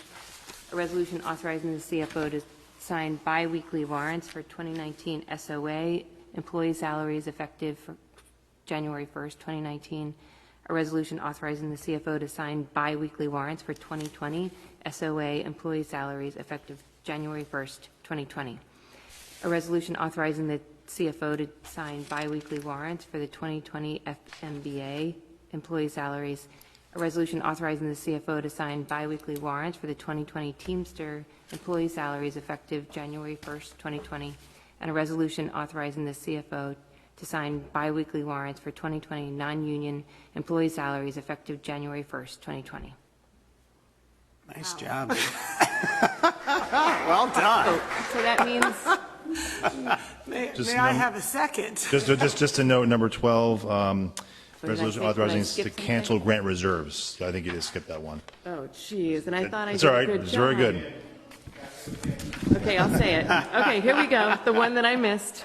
Resolution authorizing the CFO to cancel grant reserves. Okay, may I have a second? Second. Seconded by Councilman Mackey. All in favor? Yes. Opposed? Motion is carried. One more. Oh, right. I'd like to move for adoption of a resolution authorizing the CFO to make budget transfers. May I have a second? Second. Seconded by Councilman Contract. Any discussion? Please call the roll. Councilwoman Hapgood? Yes. Councilman Arena? Yes. Councilman Dardia? Yes. Councilwoman Nealon? Yes. Councilman LaGrippo? Councilman Contract? Yes. Councilman Stokes? Yes. Councilwoman Mackey? Yes. Mayor Brindle? Yes, this motion is carried. And next is the Code Review and Town Property Committee. Councilman Mackey. I have 3 resolutions that I would like to move as a package. 1, resolution setting the date for the Town Council Organizational Meeting 2020. 2, resolution setting 2020 Town Council meeting dates. And 3, resolution authorizing application to the Complete Streets Technical Assistance Program. May I have a second? Second. Second by Councilman Contract. Any discussion? All in favor? Yes. Opposed? This motion is carried. Last is the Public Works Committee. Councilman Contract. Thank you, Mayor. I know there's 3 resolutions. I think we should probably split it up. So we'll do the first 2, and then can we? Sure. Yeah. So the first one is a resolution to amend the contract for various landscape material for the Department of Public Works. The second is a resolution to authorize payment for Memorial Park improvements related to the bathrooms. May I have a second? Second. Second by Councilman Stokes. Any discussion? All in favor? Yes. Opposed? This motion is carried. I guess we saved what everybody's here for to the end here. So the third resolution, which I thought we should just handle separately, is a resolution authorizing the implementation of the revised Union County Deer Management Program that we've been discussing tonight. May I have a second? Second. Second. Second by Councilman Hapgood. Discussion? Mayor, I'll be voting no on that, and I'd like to say why. I understand that the Grandview location was taken out of the program, is that correct? Correct. And the lady who spoke, you live on Grandview? So I just want to say that I think, and I'm happy that you were satisfied with the questions that you posed, which were very intelligent questions, being a daughter of someone who hunts. I wonder if your satisfaction has something to do with the fact that your area is not now subject to the bow. But, so I just want to say why I'm going to say no. I feel that by merely asking these questions and giving some time, one of the 3 designated spots was eliminated. That's troubling to me because this is clearly life and death. While it's animals, potential of humans, I don't know, but it's clearly, I'm surprised with which I understand there's a deadline that needs to be met. I'm not satisfied with the process, and I'm certainly not satisfied. I'm more unsettled now that the changes were made by merely asking some questions, which up until 2 weeks ago, most people on the council were very excited to have this pushed through. So it's troubling to me that within 2 weeks' time, the program has been quite drastically changed. I don't feel that this was vetted. I do think that there's a deer problem. I think everybody agrees with that. I don't think that I'm not satisfied. And believe me, this is I would love not to be saying this right now after all of the nice things people who probably some of whom in the audience don't really like my opinion most of the time. It's difficult to sit up here, I will say, and be in the minority, and it's clearly only out of what I think is the right decision for the town that I'm saying these things. So for those reasons, I am going to vote no. I'd like to take a little bit more time to come up with certainty to know that this is a solution and not a one-off, and make sure we look into a little bit more whether or not we're putting people in harm's way. So I'll go next. I am going to vote yes. I actually think the process has worked well. I think the process where we as a committee explored this problem, residents came to me with a very specific, acute problem and asked us to take action. We looked at many options. Councilwoman Mackey did some research. We did some research as a county. I'm sorry, as a committee. Talked to the county, obviously. And when we first introduced this 2 weeks ago, I thought some good questions were asked that warranted some additional exploration.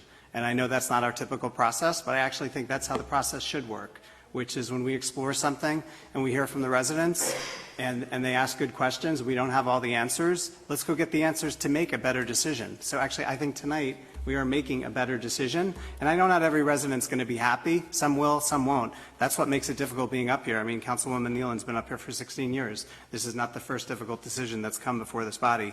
But we have to do something, and that's why I'm supporting this. We have a problem in this town.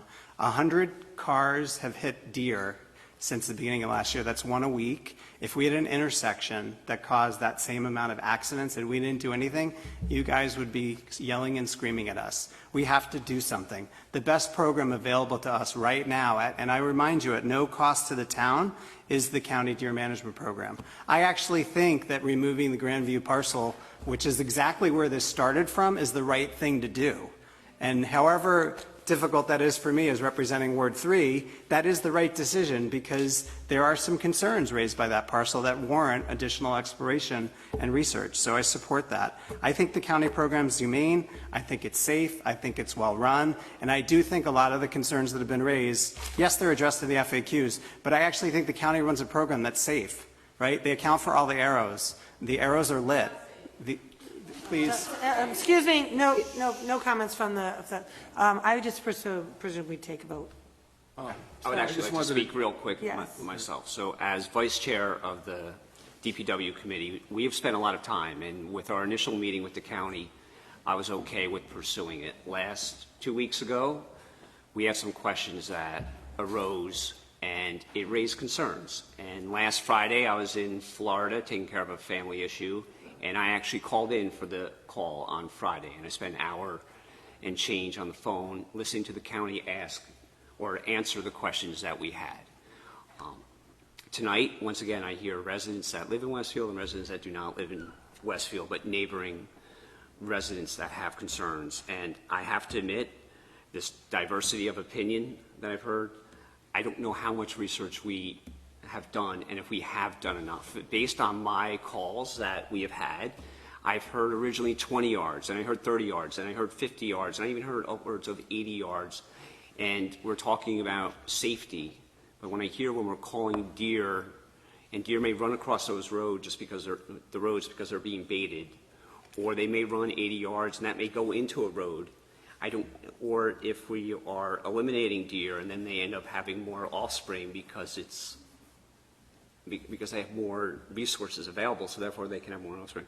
I don't know if we have all the answers yet, so for that reason, I am not voting yes for this because there are more concerns.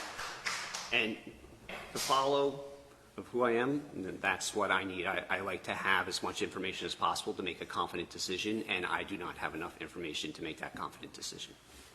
This is my last vote. It's a big one. It's a tough one. I've heard both sides. We heard some people talk about if there's, when this hunt happens, there's going to be injured deer, but we also heard that right now, Lambert's Mill Road, there are a lot of injured deer from cars being hit. I have a personal story that is vivid in my memory. It was a long time ago in the Morristown area going down a country road. Now, I've never hit a deer in a car, but a deer has hit me.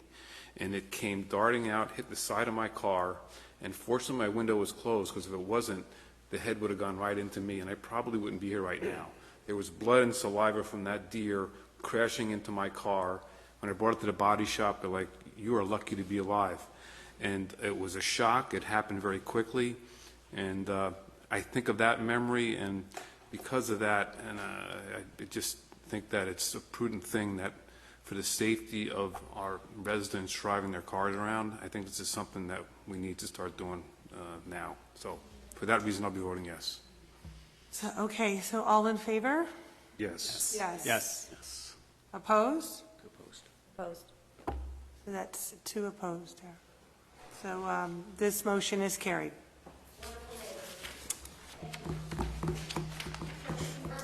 So reports from the department heads.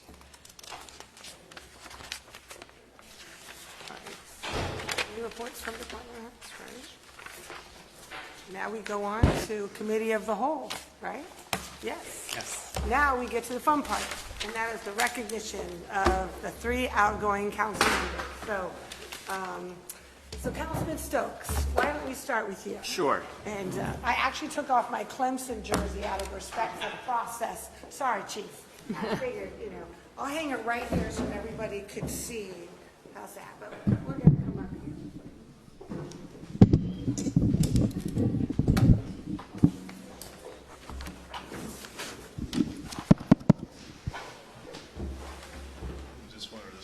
Which one's better? Which do you have a preference? I didn't find it.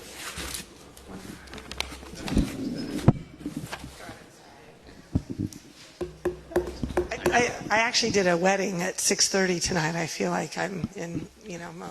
So. In the Clemson jersey? We have danced together. I have to say, getting to know you has been one of the greatest pleasures. Seeing you on the dance floor, and you are absolutely right. You always make the right decision, and it hasn't gone unnoticed in terms of what you believe is the right thing to do. So very grateful for that and your collaboration. All right, so resolution honoring Councilman Doug Stokes' service to our town. Whereas Douglas Stokes has faithfully served the town of Westfield representing Ward 4 from January 2016 to December 2019. And whereas Councilman Stokes has unselfishly sacrificed his time and talent to attend to the needs of the residents of the 4th Ward and the community at large. And whereas Councilman Stokes has served in several capacities as a member of the Public Safety, Transportation, and Parking Committee, the Public Works Committee, and most recently the Finance Policy Committee for the last 2 years.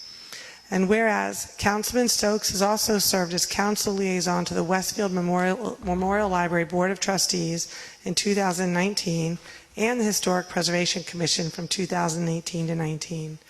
And whereas, in addition to the aforementioned memberships, Councilman Stokes demonstrated focus, leadership, and teamwork while serving as Vice Chair of the Public Works Committee from 2016 to 2019. And whereas during his term on the Town Council, Councilman Stokes earned the respect of his fellow civic leaders and the gratitude of his constituents. Now therefore be it resolved that the Town Council hereby express its deepest appreciation to Councilman Douglas Stokes for his service to the town of Westfield and wishes him every success and happiness in all his future endeavors. Be it further resolved that this resolution be permanently memorialized by incorporating it within the minutes of the Westfield Town Council meeting of December 10th, 2019, with significant gratitude. So, and I.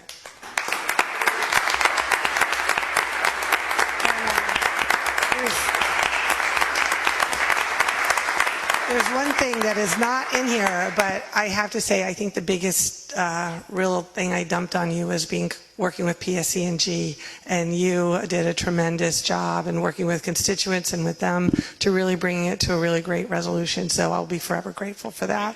So. Thank you, Mayor. Thank you, Council.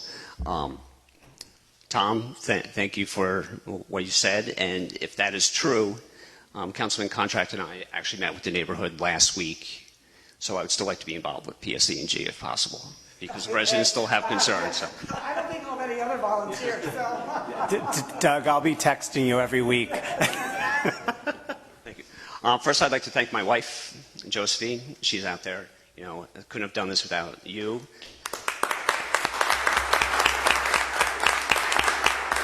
I really hope you don't have a honey to-do list because I really don't want to go back to that. I'd also like to thank my 4 children who are not here and because they're studying and working in New York, doing what they need to do. Great friends like Eric, great ex-council people who I also consider friends. I wouldn't be up here without you also, and I greatly appreciate all the support that you've given me. Town employees, fantastic. Jim, you run a great town. Chiefs, thank you for all that you do. Kim, communicating, and of course, Chris McAloon, best engineer you'll ever find. Well, maybe not. We had to get someone to help him out, so I don't know if that's true. But just kidding. And Tara, it's great to have you here. I don't want to take up too much time. We've been here all night, but I've always held true to what I believe in. I think this is a great town. I've enjoyed giving my time and service to the town, and I will continue to be involved. And I just ask the town people, the town council, you town council members that are out there in the audience, you just continue to do what's best for the town and not what is popular or on party lines. So now I'm off to some free time. I'll be able to study, work on some things, maybe enjoy some fire pits or do something else in my backyard.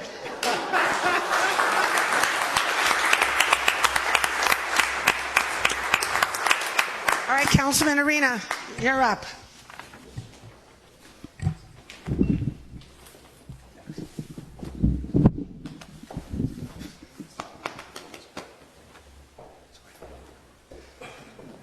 Yes. All right, so now I'm rooting for Ohio State. We got Penn State's done, so for now, anyway. But I didn't really get to know you until I became mayor, and I have to say, while we do not always agree, I always admire how, you are not afraid to really advocate for what you believe in strongly. And I do. I appreciate your authenticity in that, and I mean that very sincerely. And I've told that to many people. I said you did, and I really do. I think you set a very good example in that regard. So, you ready? Yes. All right. Here we go.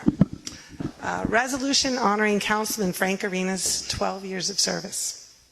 That's unbelievable. 12 years. Whereas Frank Arena has faithfully served the town of Westfield representing Ward 1 from January 2008 to December 2019.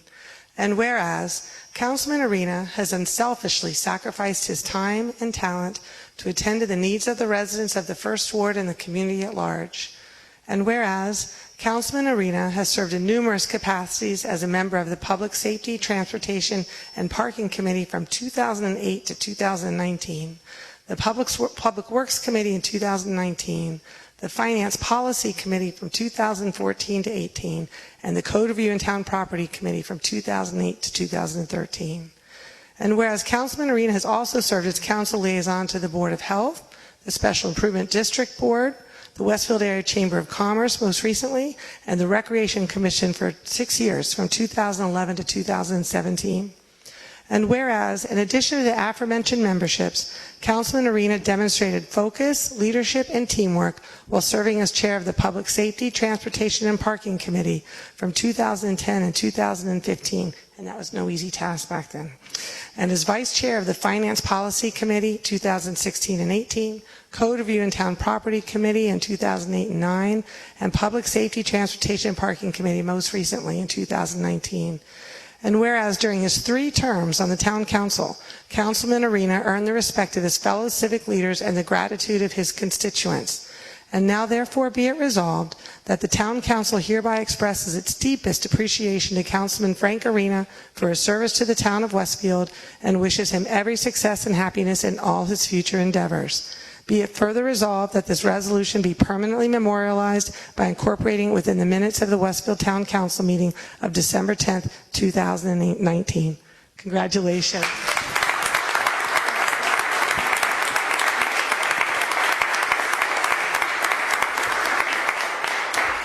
After tonight, I'm having second thoughts about stepping down, but I have a couple of comments, and I just don't want to miss any names here.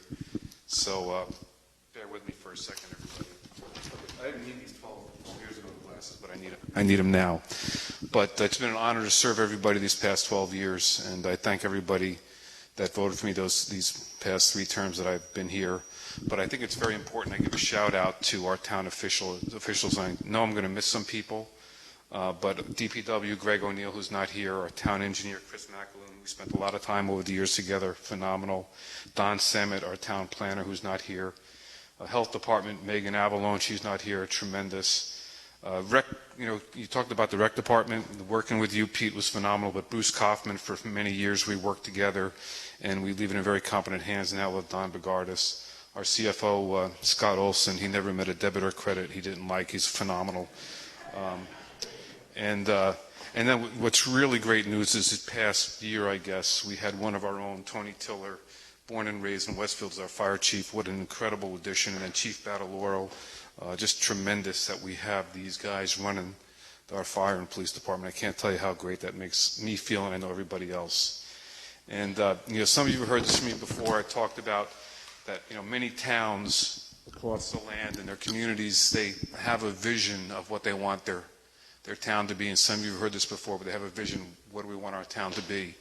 And I've said this before, that vision for all these towns and communities is Westfield. We have a very special thing here, very special people. And as long as we continue to put the town first and politics aside, this is going to continue to be one of the great towns in the land. Mayor and everybody, thank you. Pete and Sam and Rob and everybody who came up. And thank you so much, everybody, for coming up and saying the kind words. Tom, also appreciate it.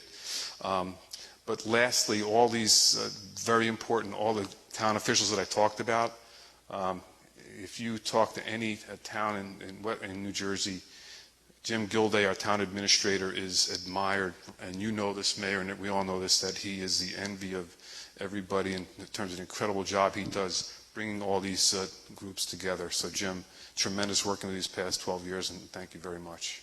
So thank you all.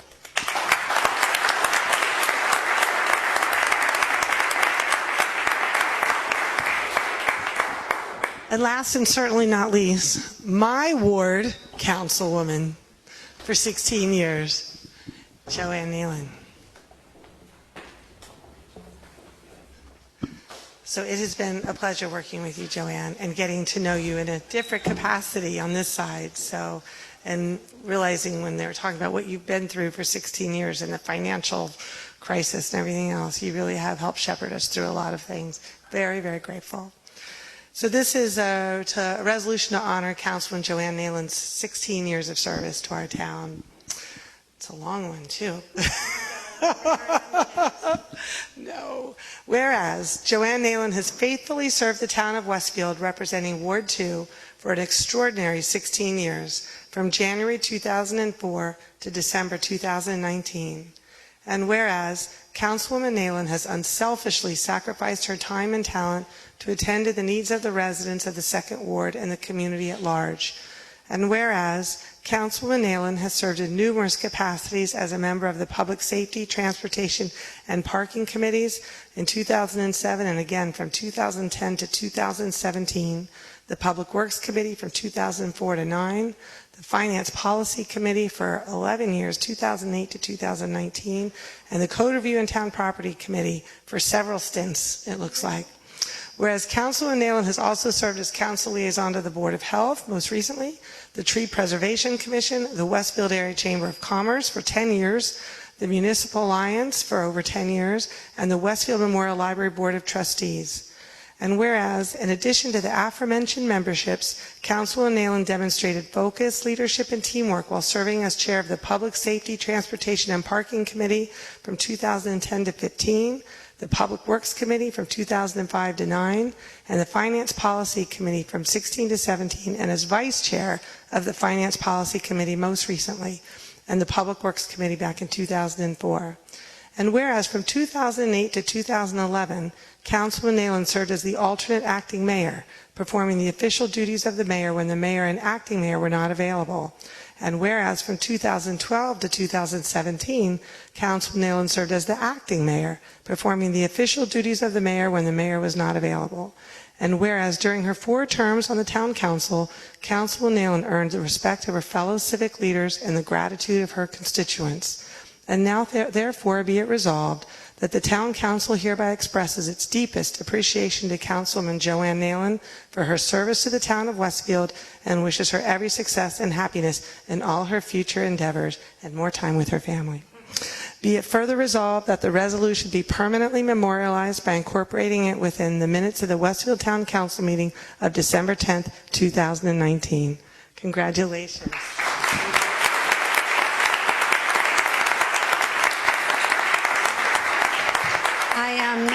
I really don't have anything prepared because I am overwhelmed, and so I just want to say it's never ever been a sacrifice. It's only been a privilege, and that's all I can say. I can never thank everyone sufficiently that I've had the privilege of working with over the years. The chiefs I haven't worked with too long, but you have my ultimate respect, and Jim and Chris. I'm going to forget everybody.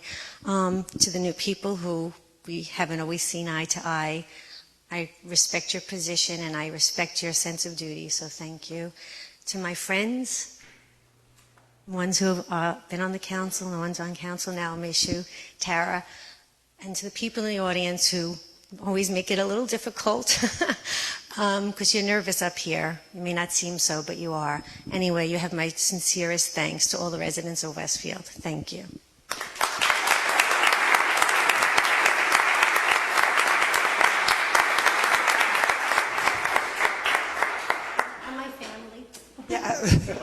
My family too.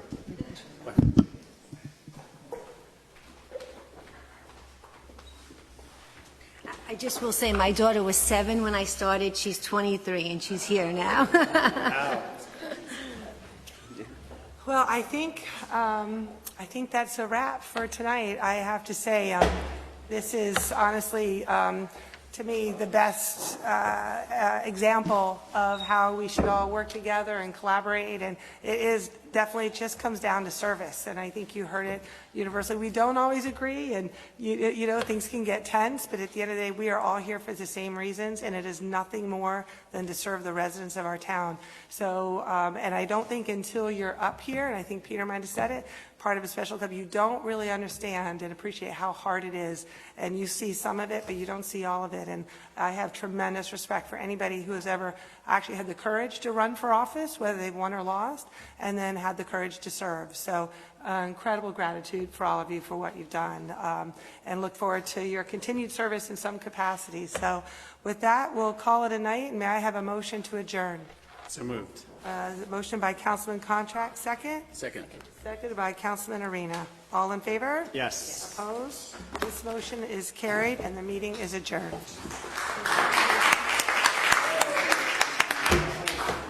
Thank you, Mayor. That was very nice, Joanne. Thank you, Mayor.